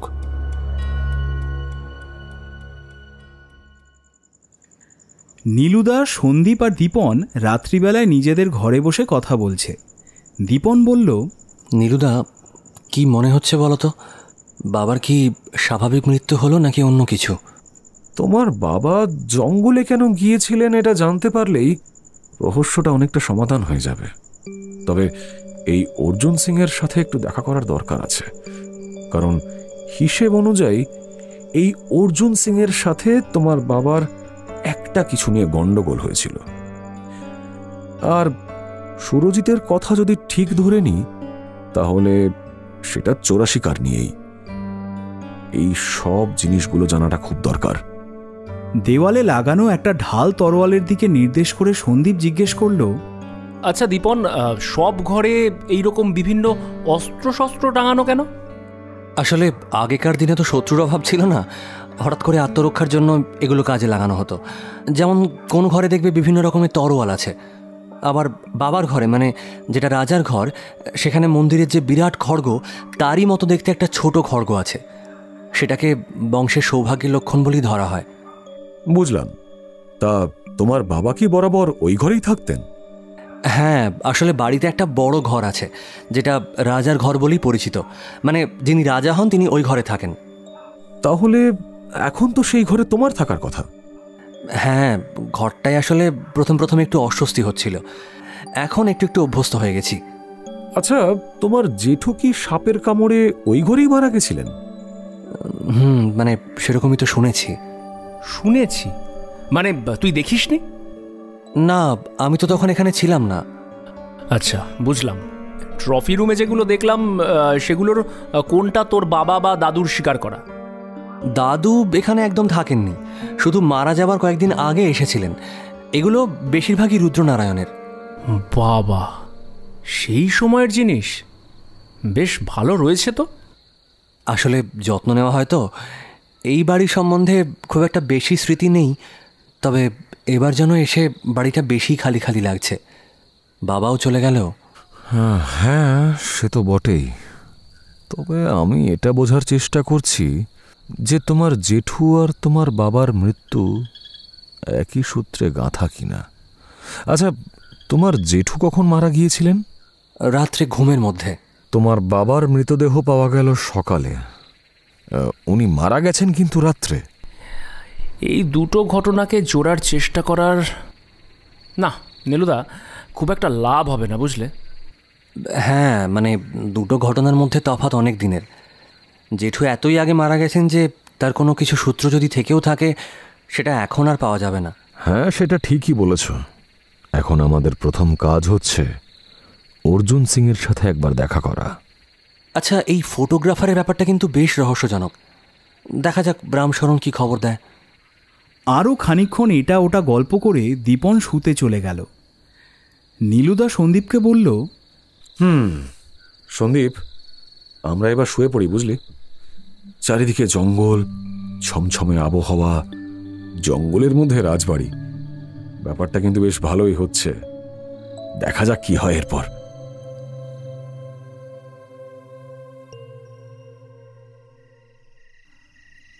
রাত তখন অনেক। সন্দীপের ঘুমটা ভেঙে গেল নীলুদার ডাকে। সন্দীপ, এই সন্দীপ। নীলুদা ঘরের জানলার পাশে দাঁড়িয়ে সন্দীপকে ডাক দিল।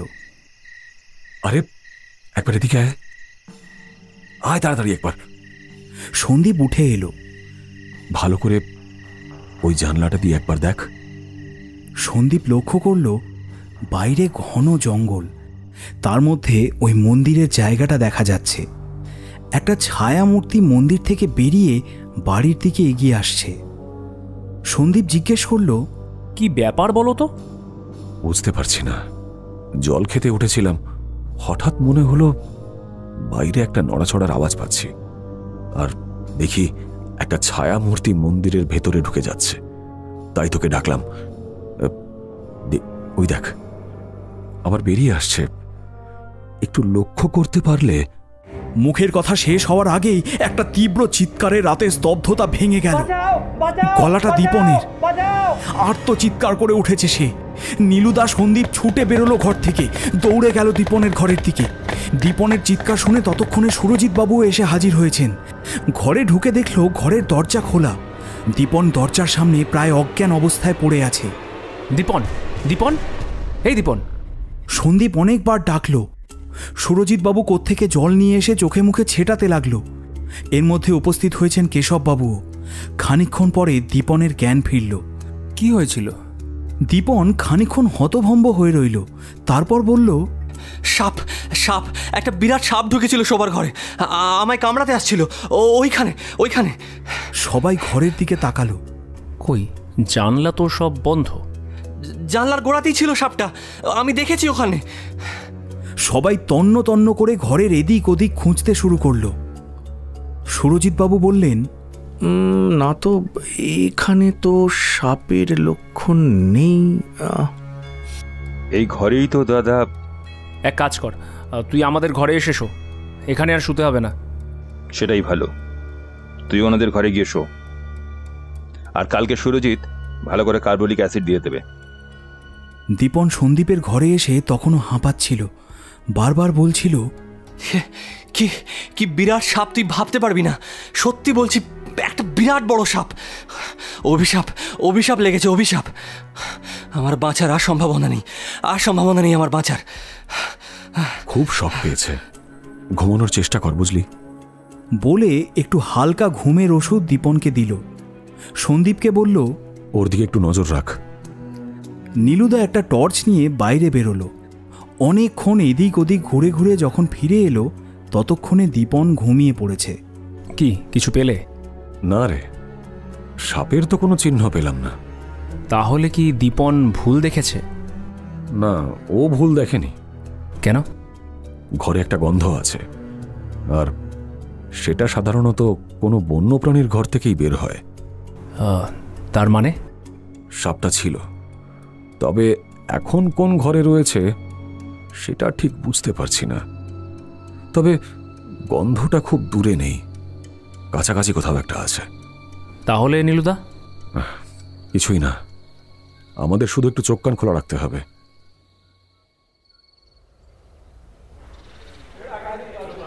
পরের দিন সকালে একটা খুব হইচইয়ের মধ্যে সন্দীপের ঘুম ভাঙল। পাশে তাকিয়ে দেখল নীলুদার দীপন উঠে বসেছে। সন্দীপ জিজ্ঞেস করল, কি ব্যাপার? বুঝতে পারছি না জানিস। আমি দেখে আসছি। তোমাকে একা যেতে হবে না, আমরাও সঙ্গে যাব। তিনজনে একসাথে ঘর থেকে বের হলো। যেদিক থেকে আওয়াজ হচ্ছে সেদিক লক্ষ্য করে খানিকটা এগিয়ে ওরা সুরজিৎ বাবুকে দেখতে পেল। ভদ্রলোক হন্তদন্ত হয়ে এদিকে আসছেন। দীপন এগিয়ে গেল। কি ব্যাপার সুরজিৎ বাবু, কি হয়েছে? চিৎকার চেঁচামেচি কিসের? আর বলবেন না, কাল রাত্রিরে দিদিমণিকে সাপে কামড়েছে। দিদিমণিকে মানে রূপসাকে? হ্যাঁ স্যার। দীপন হতভম্বের মতো ওদের দিকে তাকালো। তা ও কেমন আছে এখন? ছোট দাদাবাবু দিদিমণিকে নিয়ে হসপিটালে গেল এই একটু আগে। তোমরা জানতে পারলে কি করে? আমার ঘরটা একটু এই দিকে, আমরা কোনো আওয়াজই তো পাইনি। আমাকে ছোট দাদাবাবু এসে ঘুম থেকে তুলে বলল দিদিমণিকে নাকি সাপে কামড়েছে, আমি হসপিটালে যাচ্ছি। তারপরে দেখলাম ওই দাদাবাবু গাড়িতে করে দিদিমণিকে নিয়ে হসপিটালে গেল। আর সাপটা? সাপটা বোধহয় দীপন দাদাবাবুর ঘর থেকে তাড়া খেয়ে বেরিয়ে ওই দিদিমণির ঘরে গিয়ে ঢুকেছিল। তারপর সুযোগ বুঝে রূপসাকে কামড়ে পালিয়েছে। সাপটাকে দেখা যায়নি? না, ওটাকে দেখা যায়নি। এখানে কাছাকাছি কোনো হসপিটাল আছে? উমরিয়াতে একটা হসপিটাল আছে। আচ্ছা, সেখানে সাপে কামড়ানোর চিকিৎসা হয় তো? হ্যাঁ, ওখানে ব্যবস্থা আছে। এভিএস ঠিক সময় পড়ে গেলে আর কোনো চিন্তা নেই। এসব অভিশাপ, অভিশাপ এসব। এবার ঘুরে তাকালো সন্দীপ। দীপনকে বলল, কি অভিশাপ অভিশাপ করছিস? যদি অভিশাপ হতো তাহলে সাপটা তো তোকে কামড়াতো, রূপসাকে নয়। আমাকে তো কামড়াতে এসেছিল, বাড়ির ভেতর ঢুকলো, এটাকে তুমি কি বলবে? এখনো অবধি দুর্ঘটনা ছাড়া তো অন্য কিছু বলার কোনো যুক্তিসঙ্গত কারণ খুঁজে পাচ্ছি না। কেশববাবু কি করছেন এখন? বাবু বেরিয়েছেন, হসপিটালের দিকে যাচ্ছেন। ছোট দাদাবাবু প্রথমে কেশববাবুকে জানাতে চাননি, কিন্তু উনি জেনে গেছেন। এখন নিজেই যাচ্ছেন হাসপাতালের দিকে। আচ্ছা, তা এখানে কি কি ধরনের সাপ আছে? সেটা তো ঠিক জানি না, তবে তবে প্রচুর সাপ আছে। বুঝলাম, কিন্তু এখন তো শীতকাল, এখন সাপ বেরোলো, বিষয়টা একটু অদ্ভুত লাগছে। এই সময় বেরোয় কিছু, আরও ঠান্ডা যখন পড়ে তখন আর দেখা যায় না। আগের সপ্তাহেই তো বৃষ্টি হয়েছে, সাপের পক্ষে আদর্শ একেবারে। আর এই বাড়িতে যে সাপ ঢুকছে সেগুলো মনে হয় না জঙ্গল থেকে আসছে। তাহলে স্যার, এত বড় বাড়ি, এতগুলো মহল, আবার পেছনে ভাঙাচোরা কিছু অংশ আছে, কোথায় যে কি বাসা বেঁধেছে সেটা কি করে জানা সম্ভব বলুন তো? তার মানে আপনি বলছেন যে সাপের বাসাটা বাড়ির কোথাও রয়েছে? হ্যাঁ, তাই তো মনে হয়। জঙ্গল থেকে সাপ এসে ঘরে ঢুকছে, এটা একটু বেশি বাড়াবাড়ি হয়ে যাচ্ছে না? বুঝলাম। বাড়ির পিছনের দিকের কথা বলতে ভালো কথা মনে পড়ল। দীপন। হ্যাঁ, কি? কালকে তোর ঘরে সাপ ঢোকার আগে ওই পিছন দিকের অংশটাতে আমরা লোক দেখেছি। কাকে? রাত্রেবেলা ওখানে কে? সেটা বুঝতে পারিনি, তবে ওখানে মন্দিরের কাছাকাছি কোথাও ঘুরঘুর করছিল। আমরা দেখতে যাব ভাবছিলাম, তার আগেই তোর চিৎকার শুনে চলে যাই, আর ব্যাপারটা মাথা থেকে বেরিয়েও গেছিল। কি ব্যাপার বলুন তো সুরজিৎবাবু? বাড়ির ভেতরে এরকম লোক ঘুরঘুর করছে, আপনারা কিছু জানেন না? কি ধরনের গার্ড দেওয়া হচ্ছে? এখানে কিছু আদিবাসী লোক মাঝে মাঝে আসে স্যার। কেন, এখানে তারা কি করে? মাথা নিচু করে রইলেন সুরজিৎবাবু, মৃদু স্বরে বললেন, ওই নেশার ব্যাপার স্যার, বুঝতেই তো পারেন সবই। এই ব্যাপারটা কিন্তু মোটেই ভালো না। যখন তখন যে কেউ বাড়ির ভেতর চলে আসবে, এটা আপনারা আটকাতে পারেন না? এ বাড়ির এরিয়াটা দেখেছেন তো কত বড়, পাহারা দেওয়ার মতো আমাদের সিকিউরিটি গার্ডরা কোথায় বলুন তো? পেছন দিকটা ওই দুজন মিলে দেখে, ওদিক দিয়ে কিছু ঢুকলে বা কেউ ঢুকলে সেটা তো দেখা খুবই মুশকিল, তাই না? তাই বলে অচেনা কিছু লোক বাড়ির ভেতর ঢুকে পড়বে? একটু খেয়াল রাখুন ব্যাপারটা। এরকম কিছু হলেই কিন্তু আপনি আমাদের জানাবেন। ঠিক আছে স্যার। ঠিক আছে, আপনি এখন আসুন। কি ভাবছো নীলুদা? ভাবছি কালকে রাত্রিরে যে জায়গাটা দেখলাম, আজকে আরেকবার জায়গাটা দেখে আসবো কিনা। যাবে? চলো। আমিও যাব, চলো তো। তিনজনেই বাড়ির পিছনে মন্দিরের কাছে এসে উপস্থিত হলো। নীলুদা মন্দিরের আশেপাশে মাটির কাছাকাছি নিচু হয়ে ভালো করে দেখতে লাগলো।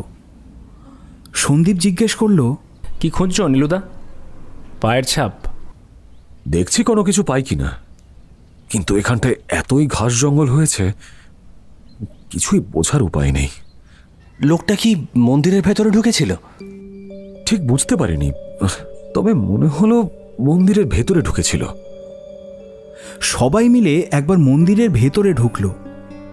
চারিদিকে তাকিয়ে নীলুদা দেখল, সব তো যেরকম ছিল সেরকমই আছে। এখানে তো কিছু চেঞ্জ হয়েছে বলে মনে হচ্ছে না।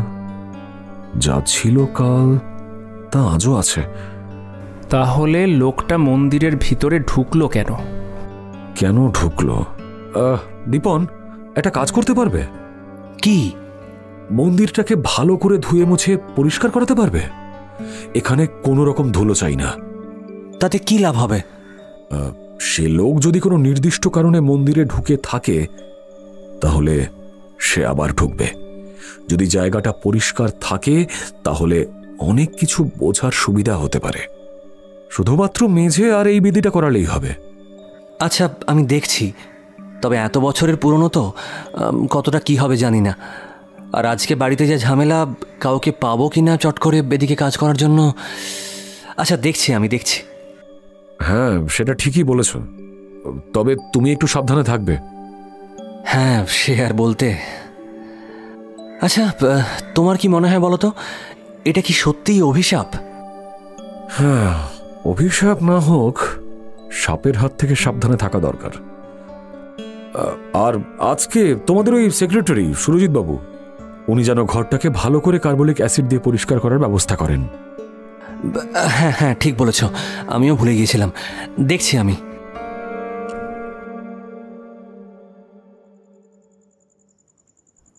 সেদিন রাত্রে নীলুদা, সন্দীপ আর দীপন একই ঘরে শুয়েছে। সন্ধ্যের দিকে খবর পাওয়া গেছে রূপসার অবস্থা এখন মোটামুটি ঠিক আছে।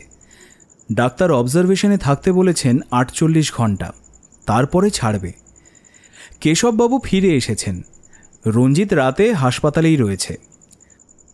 তখন বেশ গভীর রাত, একটা শব্দে ঘুমটা ভেঙে গেল সবার।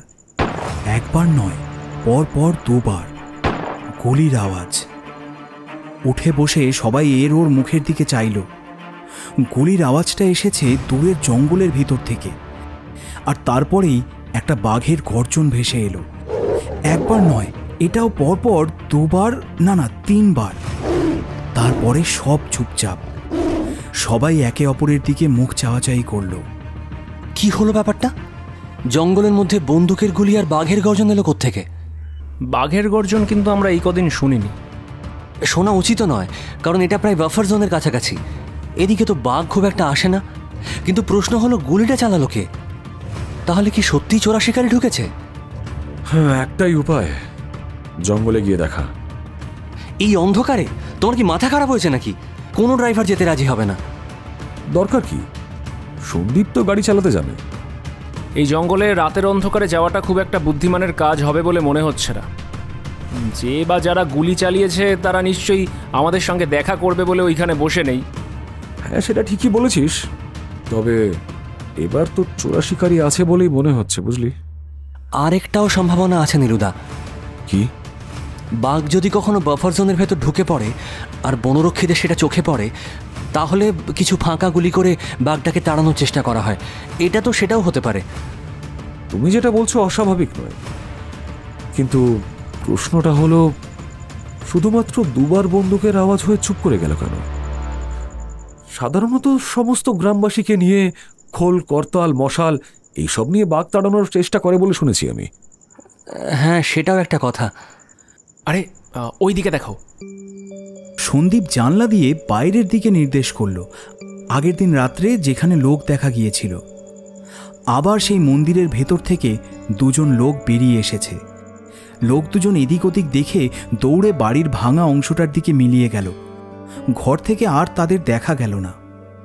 দীপন বলল, এ কি, এরা কারা? এদের কথাই বলছিলাম। কালকে একজনকে দেখেছি, আজকে দুজন। মনে হচ্ছে এখানে কোনো একটা গোলমাল আছে। একবার যাবে? এখন? একবার গিয়ে দেখে আসি। না না, এখন নয়, সকালে যাব। আমি নিশ্চিত এই লোকজন কোনো একটা গন্ডগোলের সাথে যুক্ত আছে, আর সরাসরি রাতে ওদের মাঝে গিয়ে পড়াটা ঠিক হবে না। আর তাছাড়া আমাদের কাছে কোনো অস্ত্রও নেই। অস্ত্রের ব্যবস্থা তো করাই যেতে পারে। কিরকম ভাবে? আরে, আমাদের ট্রফি রুমে তো প্রচুর অস্ত্র আছে, সেগুলো লাইসেন্সড, সেখান থেকে নিয়ে নিলেই হবে। তাহলে যাবে কিনা বলো? তাহলে আমার মনে হয় একবার ঘুরে আসা ভালো। তাহলে চলো। প্রথমে ওরা গেল ট্রফি রুমে। সেখান থেকে দীপন একটা বেশ বড় টর্চ নিল। তারপর বলল, এখানে অনেক বন্দুক, রিভলভার আর রাইফেল আছে, তোমরা যেটা খুশি নাও। আমি রিভলভার চালাতে জানি, তাই রিভলভার নিচ্ছি। আমি তো চালাতে জানি না। তাহলে এক কাজ কর, আর তুই এই তরোয়ালটা নে। আর তুমি নীলুদা? আমিও রিভলভার নিচ্ছি। তুমি রিভলভার চালাতে জানো? হ্যাঁ, শিখলাম আগেরবারের ঘটনার পর, কিন্তু লাইসেন্স আর করানো হয়নি।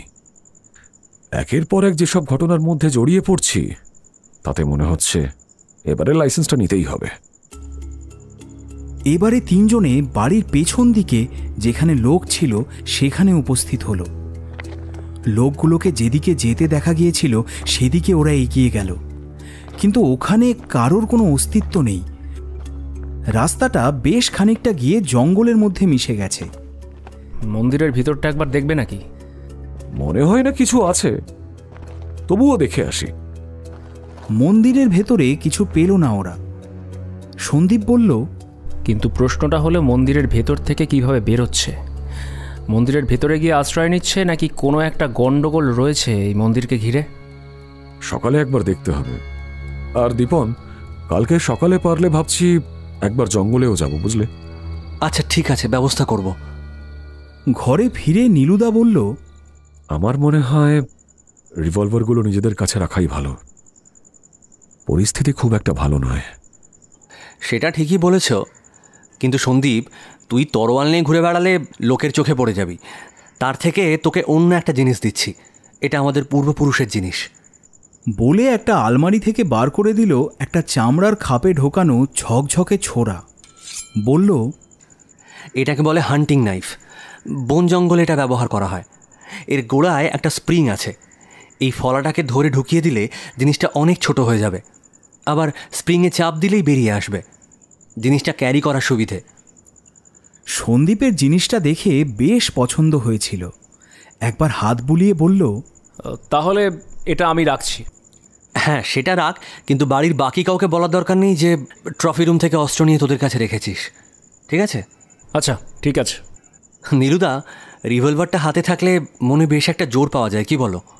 হ্যাঁ, তা পাওয়া যায়, কিন্তু জঙ্গলে যদি সত্যিকারের মানুষকে কেউ বাঘ থাকে, তার সামনে এই রিভলভার খুব একটা কাজে লাগবে না। হ্যাঁ, তখন রাইফেলের দরকার। তুই চালাতে জানিস? হ্যাঁ, বিদেশে থাকলে এইসব শেখা খুব একটা ব্যাপার না, জানিস? নীলুদা, তুমি জানো? না, আমি জানি না, তবে হাতে কিছু একটা থাকলে বেশ মনে জোর পাওয়া যায়, সেটা ঠিকই বলেছিস। শোন, অনেক রাত হয়েছে, এবার শুয়ে পড়া যাক।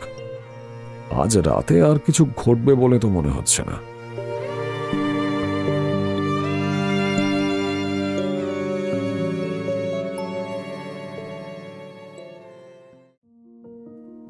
বনে পাহাড়ে হেমন্তের দিন রাতের সৌন্দর্য আলাদা আলাদা। তার ব্যক্তিত্ব। শীতের তাপস এ আদৌ নয়। এর নেই বসন্তর চাপল্য, বর্ষার ঘনঘোর মেঘের দাঁড়িগোফের পুরুষও এ নয়। নয় গ্রীষ্মের উদাস ঋতুরূপের কেফট। হেমন্ত ঠিক হেমন্তরই মতো, এর কোনো বিকল্প নেই। হেমন্তর রাত আর হেমন্তর দিন, শিশিরের আর রাত পাখির ডানার গন্ধ, মেঠো ইঁদুরের নরম কোমল তলপেটের মতো হেমন্তর বিকেল, কাছিমের পিঠের মতো কালো ও উজ্জ্বল হেমন্তর এই স্তব্ধ শিশির ভেজা রাত, সত্যি তুলনাহীন।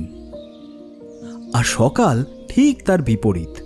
সকাল চিরদিনই বন জঙ্গলের সব অবিশ্বাস, ভয়, কুসংস্কার, আড়ষ্ঠতা ভেঙে দেয়।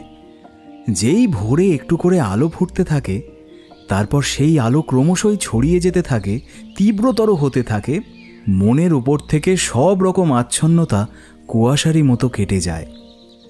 আলো একটু স্পষ্ট হলে, যখন নদীর জল দেখা যাচ্ছে চারপাশ, সেই সময় নীলুদা, সন্দীপ আর দীপন জঙ্গলে এলো। কোথা থেকে কাল রাতে গুলির আওয়াজ এসেছে সেটা খুঁজতে। তাদের বেশি সময় খুঁজতে হলো না, কারণ জঙ্গলে তখন বেশ কিছু লোকের আগমন ঘটেছে। তাদের মধ্যেই সুরজিৎ বাবুকে দেখা গেল। আরও বেশ কিছু লোক আছে, সম্ভবত আশেপাশের গ্রামের লোক, এমনকি ফরেস্ট গার্ড রামশরণও আছে। সন্দীপ বলল, এত লোক এখানে জড়ো হয়েছে, কি ঘটেছে? ওরা এখানে গাড়ি থেকে নামলো। ওদের দেখেই সুরজিৎ বাবু আর রামশরণ ওদের দিকে এগিয়ে এলো। আসুন স্যার, আসুন। তারপর ওদের দেখে একজন খাকি পোশাক পরা ভদ্রলোক এগিয়ে এসে বললেন, আপনারা? রামশরণ পরিচয় করিয়ে দিল। ভদ্রলোক বললেন, ও আচ্ছা, আমি এখানকার রেঞ্জার রণবীর ঠাকুর। ব্যাপারটা কি বলুন তো? রণবীরবাবু গাড়িতে গিয়ে অনিলকে বললেন, তোমার উচিত হয়নি ওনাদের এখানে নিয়ে আসা। উনি আসতে চেয়েছিলেন। গতকাল রাত্রে এখানে বাঘ দেখা গেছে, আর সেই বাঘকে লক্ষ্য করে কেউ গুলি চালিয়েছে। কি করে বুঝলেন? সামনে একটা মোষ আধ খাওয়া অবস্থায় রেখে চলে গেছে, বুলেট পাওয়া গেছে, আর বাঘের পায়ের ছাপ পাওয়া গেছে। মোষ কোথা থেকে এলো? এইখানে বাধা ছিল। তার মানে টোপ হিসাবে এখানে নিয়ে আসা হয়েছে বাঘ শিকার করার জন্য। তার মানে এটা চোরা শিকারীদের কাজ। রণবীর ঠাকুর একবার ওর দিকে দেখলেন, তারপর বললেন, মনে তো তাই হচ্ছে। ততক্ষণে নীলুদা পায়ে পায়ে এগিয়ে গেছে, যেখানে আধ খাওয়া মোষটা পড়ে আছে সেখানে। বলল, মোষটাকে নিশ্চয়ই কোনো গ্রাম থেকে নিয়ে আসা হয়েছে। সেটা কোন গ্রাম থেকে আনা হয়েছে সে ব্যাপারে কিছু জানা গেছে? না, খোঁজ পাঠিয়েছি, এখনো কোনো খবর পাইনি। বুঝলাম। বাঘ আহত হওয়ার কোনো খবর আছে? আমরা এখানে কোনো রক্তের দাগ পাইনি, মনে হচ্ছে না গুলি বাঘের গায়ে লেগেছে বলে। আচ্ছা, দুটো গুলির আওয়াজ পাওয়া গেছে, বুলেট একটাই। বাঘটা তো অনেকক্ষণ এইখানেই ছিল, তবুও গুলি মিস করলো।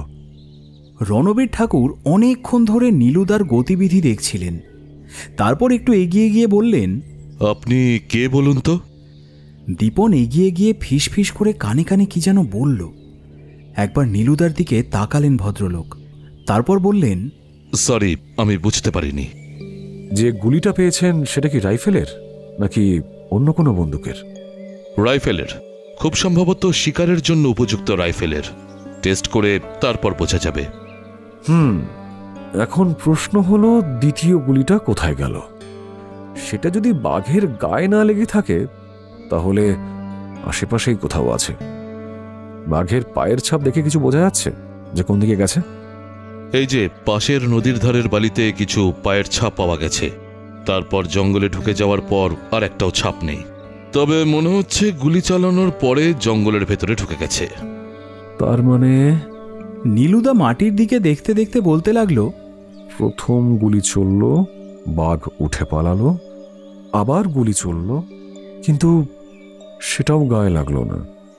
তাহলে গুলিটা পড়ে থাকার সম্ভাবনা এই দিকে অনেকটা বেশি, বুঝলে? আমার মনে হয় নীলবাবু আপনাদের এই নিয়ে মাথা না ঘামালেও চলবে। ঘুরে তাকিয়ে দেখল কেশব নারায়ণ, ভদ্রলোক নিজে চলে এসেছেন। না মানে, আমতা আমতা করল নীলুদা। বেড়াতে এসেছেন, বেড়ান না। আমি বরং আপনাদের রেওয়া যাওয়ার ব্যবস্থা করে দিই। আরে না না, আপনি ব্যস্ত হবেন না। ব্যস্ত হওয়ার কিছু নেই। এখানে জঙ্গলে বাঘ বেরিয়েছে, বন দপ্তর রয়েছে, আপনারা শুধু শুধু এর মধ্যেই কেন মাথা গলাচ্ছেন? আপনারা জঙ্গলের আদব কায়দা জানেন না, কখন কি বিপদ হয় কিছু তো বলা যায় না।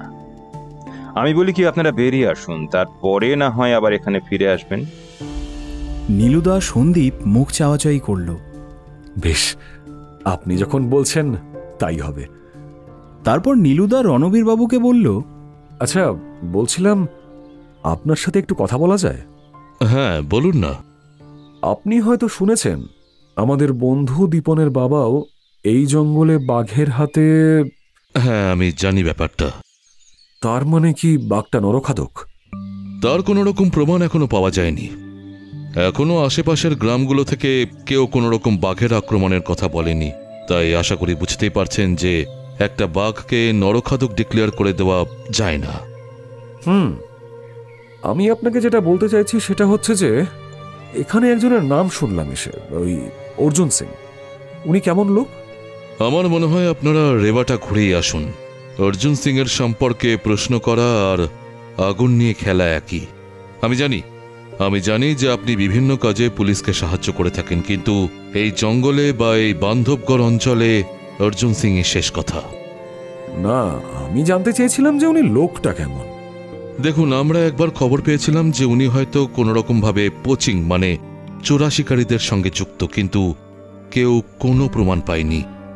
আর লোকটা এতই প্রভাবশালী যে ওর বিরুদ্ধে কেউ কোনো রকম সাক্ষী দিতেও রাজি নয়। সুতরাং বুঝতেই পারছেন। এই সময় সুরজিৎ বাবু এগিয়ে এলেন, বললেন, স্যার, বড়বাবু আপনাদের জন্য গাড়ির ব্যবস্থা করতে বললেন। আপনারা একটু ঘুরে আসুন বরং। কালকে সকাল সকাল বেরিয়ে পড়ুন, তাহলে তাড়াতাড়ি পৌঁছে যাবেন। আমি রাহুলকে বলে দিয়েছি। নীলুদা তাকালো সন্দীপের দিকে। সন্দীপ দীপনকে ফিসফিস করে বলল, ব্যাপারটা কি বলতো? তোর কাকা আমাদের এখান থেকে সরানোর জন্য এত উদ্গ্রীব কেন? আরে না না, ওরকম কোনো ব্যাপার নয়।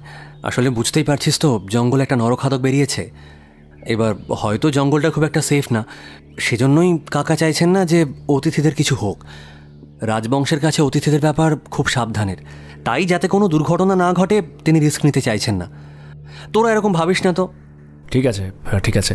আচ্ছা, রেওয়াতে কি আছে? রেওয়ার এককালে খুব বিখ্যাত ছিল সাদা বাঘের জন্য।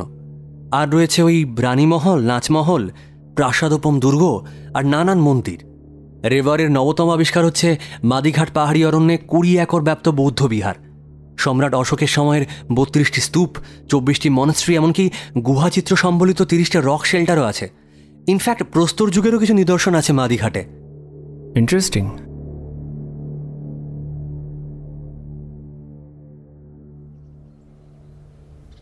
জঙ্গল থেকে ফিরে আসার পর নীলুদা বলল, মনে হচ্ছে এই রণবীর বাবুর সাথে একটু আলোচনা করতে হবে। ভদ্রলোককে বেশ ভালো লেগেছে। ওনার ফোন নাম্বারটাও নিয়ে এসেছি।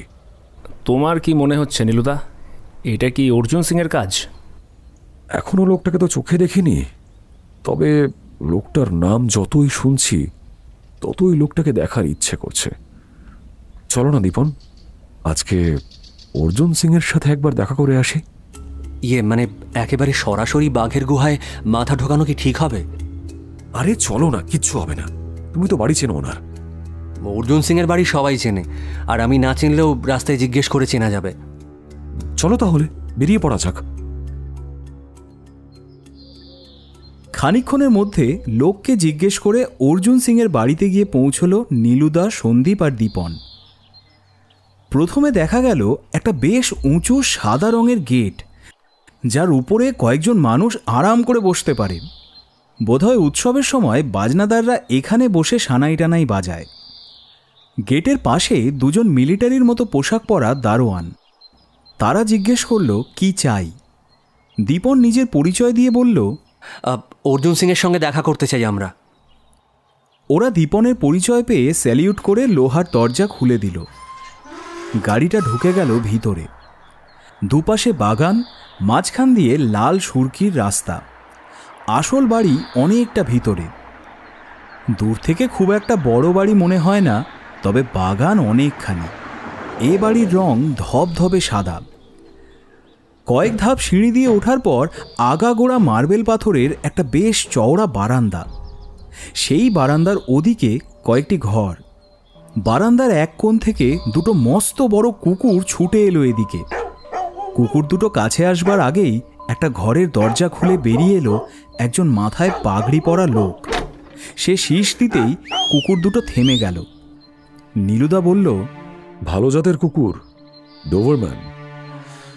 হ্যাঁ, পাহারার ব্যবস্থাটা বেশ ভালোই দেখছি।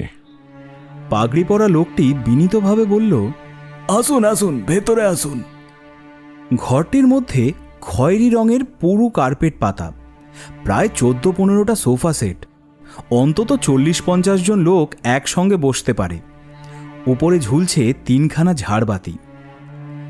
দরজার কাছে সবাইকে জুতো খুলতে হলো। সেখানেই রাখা আছে অনেক ভেলভেটের চটি, বিভিন্ন পায়ের মাপের। নিজেদের মাপ মতো পড়তে হলো সেই চটি। পাগড়ি পরা লোকটি সবাইকে সার্চ করল। তারপর নীলুদা আর দীপনের থেকে রিভলভার আর সন্দীপের থেকে ছুরিটা নিয়ে বলল, আচ্ছা বলছি, এগুলো তো ভেতরে নিয়ে যাওয়া যাবে না, আমায় দিয়ে দিন, যাওয়ার সময় নিয়ে যাবেন। ওরা লোকটির মুখের দিকে কয়েক পলক তাকিয়ে রইল। তারপর একটি সোফায় গিয়ে বসল। নীলুদা মাঝখানে আর দুপাশে সন্দীপ এবং দীপন। এত বড় বাড়ি, কিন্তু ভিতরে লোকজনের সাড়া পাওয়া গেল না। অন্যদিকে দরজা দিয়ে একজন লোক একটা ট্রে হাতে নিয়ে ঢুকল। 3টি লম্বা কাঁচের গ্লাস, উপরে লেজ দিয়ে ঢাকা। তার মধ্যে ঘন সাদা রঙের শরবত। সবাই শরবত নিল। নীলুদা এক চুমুক দিয়ে বলল, বাদামের শরবত। ওদের বেশিক্ষণ অপেক্ষা করতে হলো না। খানিকক্ষণের মধ্যেই ঘরের একদিকের পর্দা ঠেলে যে লোকটা প্রবেশ করল, দেখেই বোঝা যাচ্ছে সে এইখানকার হর্তাকর্তা। তাকে এক নজরে দেখলে কোনো রাজা মহারাজা মনে হতে পারে। পরনেও একটা ঝলমলে শেরওয়ানি, কপালে আবার একটা বড় তিলক কাটা। ওদের দেখে বলল, নমস্তে, রাজা বাবুর ছেলে কন? দীপন উঠে দাঁড়ালো। অর্জুন সিং এর সাথে হ্যান্ডশেক করল।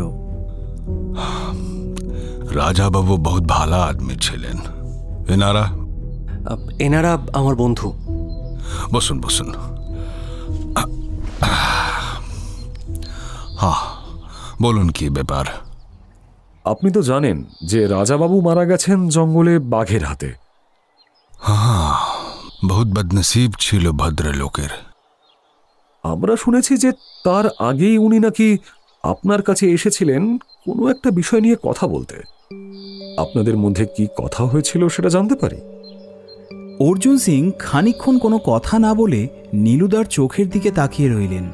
তারপর কেটে কেটে বললেন, সে তো আমাদের প্রাইভেট কথা, সেটা আমি আপনাকে বলবো কেন বলতে পারেন?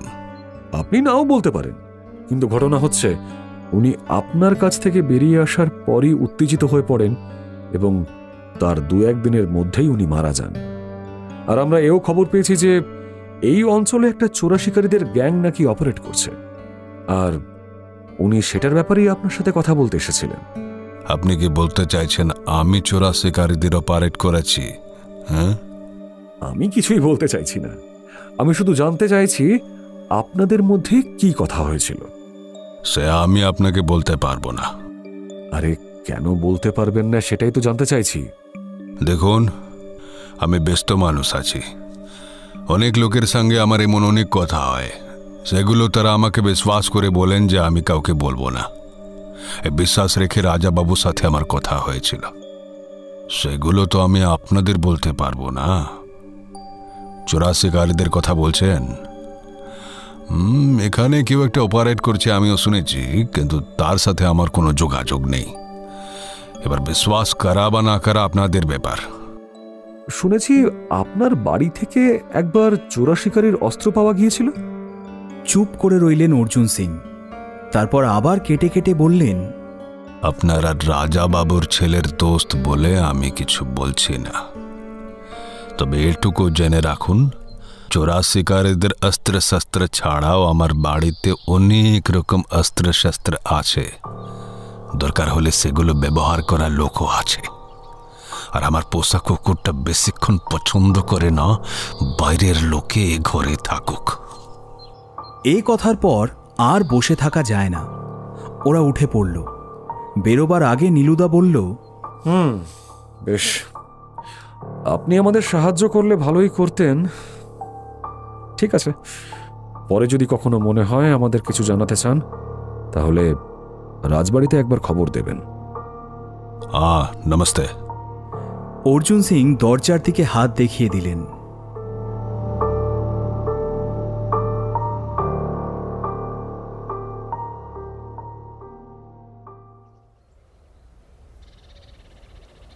বাড়িতে এসে নীলুদারা দেখল রণবীরবাবু তাদের জন্য বসে আছেন।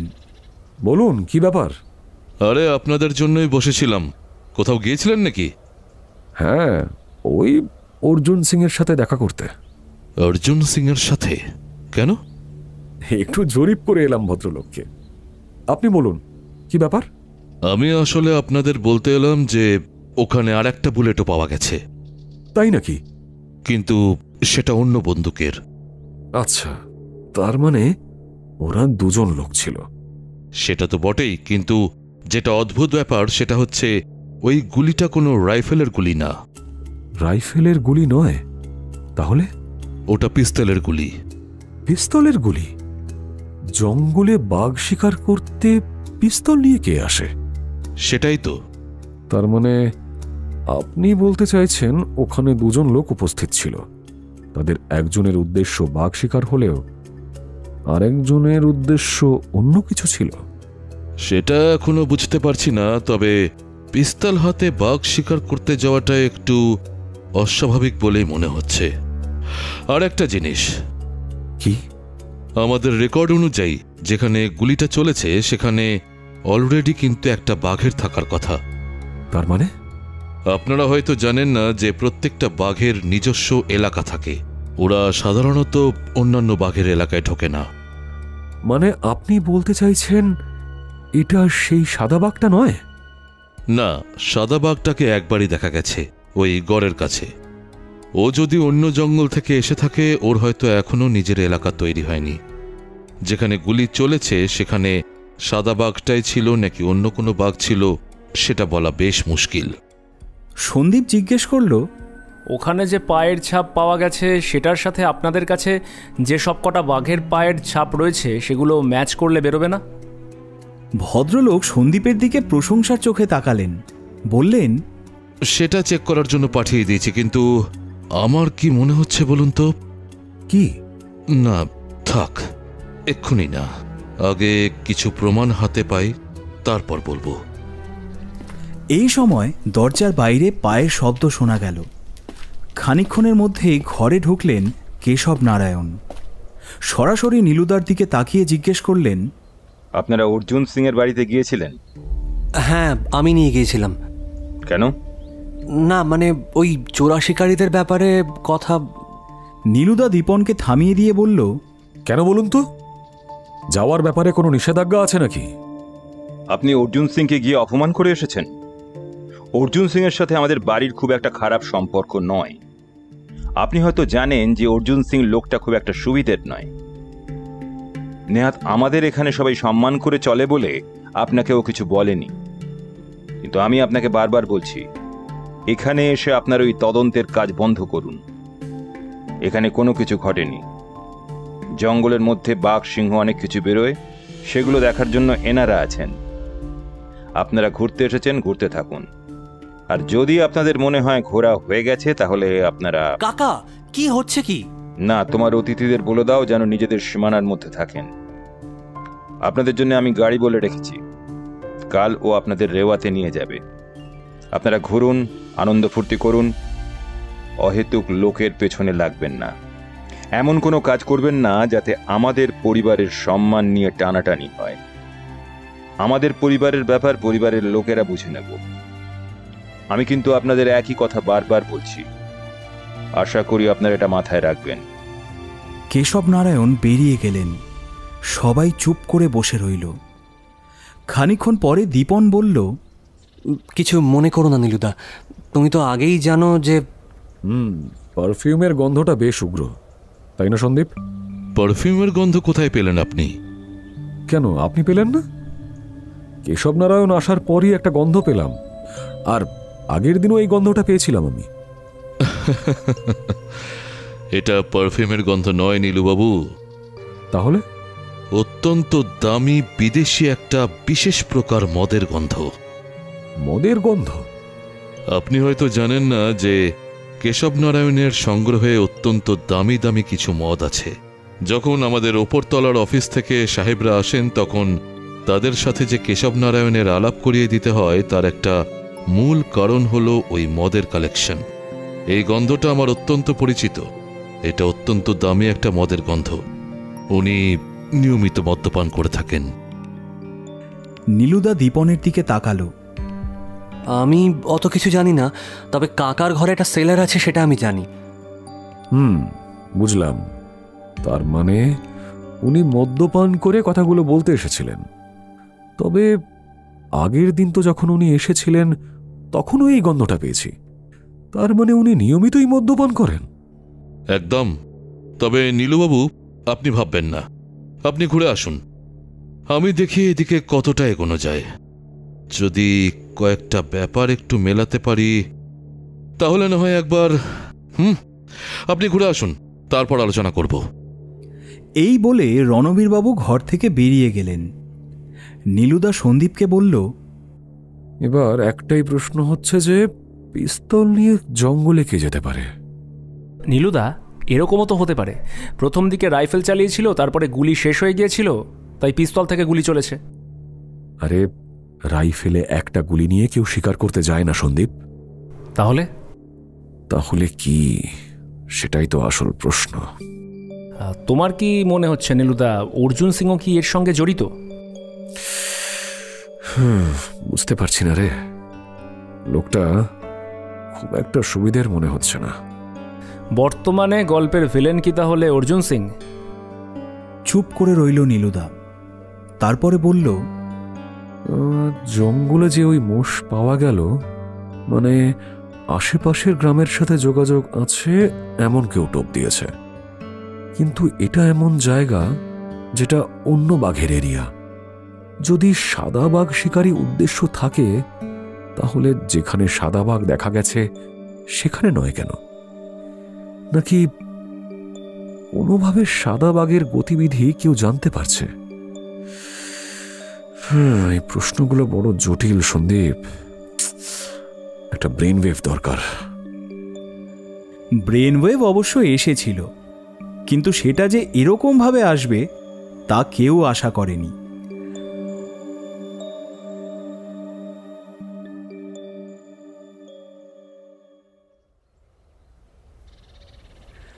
পরের দিন সকালবেলা একটু বেলাতেই নীলুদার ঘুমটা ভাঙল দীপনের চেঁচামেচিতে। নীলুদা ঘরের দরজা খুলে বেরিয়ে এলো। দীপন, সুরজিৎবাবু সবাই ঘরের সামনে দাঁড়িয়ে আছে। দীপন কথা বলতে পারছে না, কোনো রকমে বলল, কাকা কাকা মানে আমি। কি হয়েছে? সুরজিৎবাবুর চোখে মুখেও স্পষ্ট আতঙ্কের ছাপ। বললেন, বাবু আর নেই। মানে?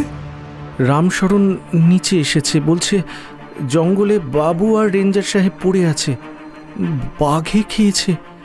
আরে কি বলছো এসব? ভোরবেলায় রেঞ্জার এসেছিলেন একটা কোনো জরুরি দরকারে। বাবু তার কথা শুনে তাড়াতাড়ি রেডি হয়ে দুজনে রেঞ্জার সাহেবের বাইকেই বেরোলো। তারপরে অনেক বেলা হয়ে যাচ্ছে, কেউ ফিরছে না দেখে আমি বেরোতে যাব, হঠাৎ রামশরণ এসে বলল। রামশরণ কোথায়? নিচে। আর কথা না বলে সন্দীপ আর নীলুদা দ্রুত দৌড়ে নিচে নেমে গেল। কি ব্যাপার রামশরণ? স্যার, আবার মানুষ খেকো। কি হয়েছে একটু খুলে বলবে আমাকে? স্যার, অর্জুন সিং এর বিরুদ্ধে রেঞ্জার সাহেব কিছু একটা প্রমাণ পেয়েছিলেন। উনি সেটা রাজবাড়িতে বলতে আসেন, আর কেশব নারায়ণ বাবু সেই শুনে সঙ্গে সঙ্গে যেতে চান থানায়। রেঞ্জার সাহেব নিজের বাইক নিয়ে থানায় যান।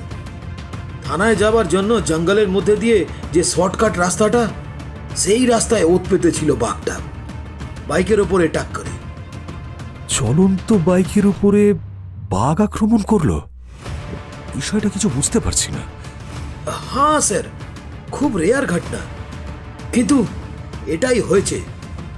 বাইকটা সাইডে বাঘের থাবার একদম স্পষ্ট ছাপ দেখেছি। মনে হয় ধাক্কা খেয়ে বাইকটা গাড্ডায় পড়ে গিয়েছিল। কেশববাবু বোধহয় পিছনের সিটে বসেছিলেন, আর রেঞ্জার সাহেব সামনের দিকে। রেঞ্জার সাহেব রাস্তা দিয়ে দৌড়তে থাকেন বোধহয়। কেশব নারায়ণ পড়ে আছেন বাইকের পাশে, আর রেঞ্জার সাহেব বেশ কিছুটা দূরে অর্ধেক খাওয়া। আচ্ছা, তারপর? আমি পুলিশকে আর বন দপ্তরে খবর দিয়ে দৌড়তে দৌড়তে এখানে আসছি। আমাদের জায়গাটায় নিয়ে যেতে পারবে? আরে নিয়ে যাবো বলেই তো এলুম। হ্যাঁ চলো। আচ্ছা, তুমি ঘটনাটা জানলে কি করে? স্যার, আমি তো ডিউটিতে ছিলাম। আমাকে রেঞ্জার সাহেব বলে গেলেন যে কেশব বাবুকে নিয়ে যাচ্ছেন। তার কিছুক্ষণ পরে হঠাৎ বন্দুকের একটা গুলির আওয়াজ পেলাম, আর তারপরেই বাঘের গর্জন। আর সেটা শুনেই বুঝতে পারলাম যে কি কিছু একটা গোলমাল হয়েছে। তাই দৌড়ে গেলুম নিজের কোয়ার্টারে। ওখানে আরো 2-3 জন ছিল, ওদেরকে ডাকলুম। ডেকে আমাদের অফিসে জিপটা নিয়ে বের হলাম। তারপরে তো স্যার খানিকক্ষণ যাওয়ার পরে এই ঘটনা দেখতে পেলাম। বুঝলাম, চলো গিয়ে দেখা যাক। ঘটনাস্থলে পৌঁছে দেখা গেল জায়গাটা লোকে ভর্তি হয়ে গেছে। ততক্ষণে পুলিশ আর বন দপ্তর দু জায়গা থেকেই লোক এসে গেছে। বন দপ্তরের লোক রামশরণকে দেখে বলল, এই যে কোথায় ছিল তুমি? হ্যাঁ, ওইখানে রেঞ্জার সাহেবের রাত খাওয়া বডি পড়ে আছে, কিন্তু কেশববাবুর বডি কোথায়? কেন? ওই তো ওখানটা পড়ে আছে। কি বলছো? ওখানে তো কোনো বডি নেই। কি বলছেন স্যার? রামশরণ ওদিকে দৌড় লাগালো। তার পেছন পেছন নীলুদা, সন্দীপ আর বাকি লোকেরা। যেখানে এসে থামলো সেখানে চাপ চাপ কিছু রক্ত পড়ে আছে, কিন্তু কোনো শরীরের চিহ্ন নেই। নীলুদা বলল, ওই দেখো, ঘাসের উপর দিয়ে বডিটাকে টেনে নিয়ে যাওয়ার ছাপ। ঘাসে স্পষ্ট রক্তের দাগ লেগে আছে। সেই দাগ অনুসরণ করে সকলে এগোতে থাকলো। খানিক দূর যাওয়ার পরে জঙ্গলের ভেতর একটা বীভৎস দৃশ্য সবাইকে পিছিয়ে দিল। ওখানে পড়ে আছে একটা হাত। বাকি শরীরটার কোনো অস্তিত্বই নেই। তার মানে এইটুকু সময়ের মধ্যে বাঘ এসে বাকি শরীরটাকে খেয়ে গেছে। ওই হাতে তখনও কেশববাবুর আংটিটা ঝকঝক করছে। পুলিশের থেকে যিনি এসেছিলেন তিনি বললেন, যদি বাঘ পুরোটা না খেয়ে থাকে তাহলে এখন ওই বাঘের পেছনে যাওয়ার কোনো অর্থ হয় না। আমরা রেঞ্জার সাহেবের বাড়ি আর ওই হাতের অংশটা নিয়ে যাচ্ছি। রাজবাড়ি থেকে কাউকে একজনকে যেতে হবে, কিছু সরকারি নিয়ম আছে। কিন্তু স্যার, বাঘটা কোন বাঘটা মেরেছে সেটা আগে প্রমাণ করতে হবে, তারপর সেই বাঘটা নরখাদক বলে ঘোষণা করে তাকে মারার ব্যবস্থা করতে হবে। স্যার, আমার মনে হয় এটা ওই সাদা বাঘেরই কাজ। এতদিন ধরে জঙ্গলে এত বাঘ কেউ তো কোনোদিন মানুষ খায়নি। তবে যেদিন থেকে ওই সাদা বাঘ এসেছে, এই নিয়ে 3 জন মানুষ মারা গেল। তোমার কথা আমি বুঝতে পারছি রামশরণ, কিন্তু তবুও তো কিছু ফর্মালিটি আছে। জঙ্গলের মধ্যে আমরা ক্যামেরা বাড়ানোর ব্যবস্থা করছি। যদি কোনো জায়গায় দেখা যায় ওই বাঘটাকে, তাহলে ব্যবস্থা অবশ্যই নেওয়া হবে। আচ্ছা, আমাদের তাহলে একটু রাজবাড়িতে যেতে হবে। যতই হোক একটা অস্বাভাবিক মৃত্যুর ইনকোয়ারি কিছু করতেই হবে। আমি তাহলে স্যার। হ্যাঁ, ঠিক আছে, আপনি আপনার কাজ করুন। আসুন অফিসার, আপনাকে রাজবাড়ির দিকে আমরাই নিয়ে যেতে পারবো। আপনারা? রাজবাড়ির অতিথি, কুমার দীপেন্দ্র নারায়ণের বন্ধু। এরকম একটা ঘটনার কথা শুনে চলে এসেছি। ও আচ্ছা আচ্ছা, ঠিক আছে, চলো বাড়িতে যাওয়া যাক। হ্যাঁ, চলুন। আচ্ছা, একটা ব্যাপার, রেঞ্জার সাহেবের বডিটা কি একবার দেখা যেতে পারে? কেন বলুন তো? না, এমনি। আচ্ছা, বাঘ রেঞ্জার সাহেবের শরীরের কতটা অংশ খেয়ে গেছে? প্রায় ডান দিকটা পুরো খেয়ে নিয়েছে, শুধু বাম দিকের একটু অংশ রয়েছে। এরকম বিভৎস দৃশ্য দেখতে চাইছেন? একবার দেখতে পারলে। আচ্ছা, চলুন। সন্দীপ, তুই এখানে থাক, এই দৃশ্য তোর দ্বারা হজম হবে না। বন বিভাগের ভদ্রলোক বলে পুলিশ একবার রেঞ্জার সাহেবের বডিটা দেখানোর ব্যবস্থা করল। সত্যি বিভৎস অবস্থা, রক্তে মাখামাখি একটা মাংসপিণ্ড ছাড়া খুব একটা কিছু বলা যাচ্ছে না। শরীরের ডান দিকটা প্রায় নেই, অর্ধেকটা মুখও নেই। নীলুদা খানিকক্ষণ দেখে নিয়ে বলল, আচ্ছা, ঠিক আছে। তারপর ফিরে এসে সন্দীপকে বলল, দীপনকে একবার ফোন করে খোঁজ নিস কি অবস্থা। আর রঞ্জিতদের কি খবর দেওয়া হয়েছে? আজকে তো এমনি হাসপাতাল থেকে ছেড়ে দেওয়ার কথা। সন্দীপ ফোন করে কিছু কথা বলে বলল, হ্যাঁ, রঞ্জিতদের খবর দেওয়া হয়েছে, ওরা ভাই বোন এসেছে। খুব ভেঙে পড়েছে নাকি দুজনে। দীপন এখন একটু ঠিক আছে, কিন্তু ভেঙে পড়াটা তো খুবই স্বাভাবিক। নীলুদা একটু অন্যমনস্কভাবে বলল, সন্দীপ লক্ষ্য করল নীলুদার ভুরুটা কুঁচকে আছে।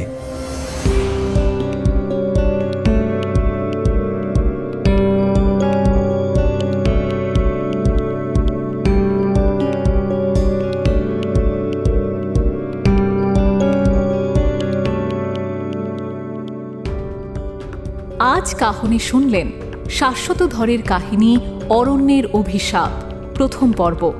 অন্তিম পর্বের ডিটেলস পাবেন স্ক্রিনের ওপর, ডেসক্রিপশনের শুরুতে এবং প্রথম কমেন্টে। প্রথম পর্ব কেমন লাগলো কমেন্টে অবশ্যই জানাবেন, কিন্তু আপনাদের কমেন্টের অপেক্ষায় থাকবো আমরা। আর যদি গল্পটির প্রথম পর্ব আপনাদের ভালো লেগে থাকে, তাহলে প্লিজ গল্পতে একটা লাইক এবং কাহিনী একটা সাবস্ক্রাইব করে বেল আইকন প্রেস করে দেবেন কাইন্ডলি। সাহিত্য দীর্ঘজীবী হোক।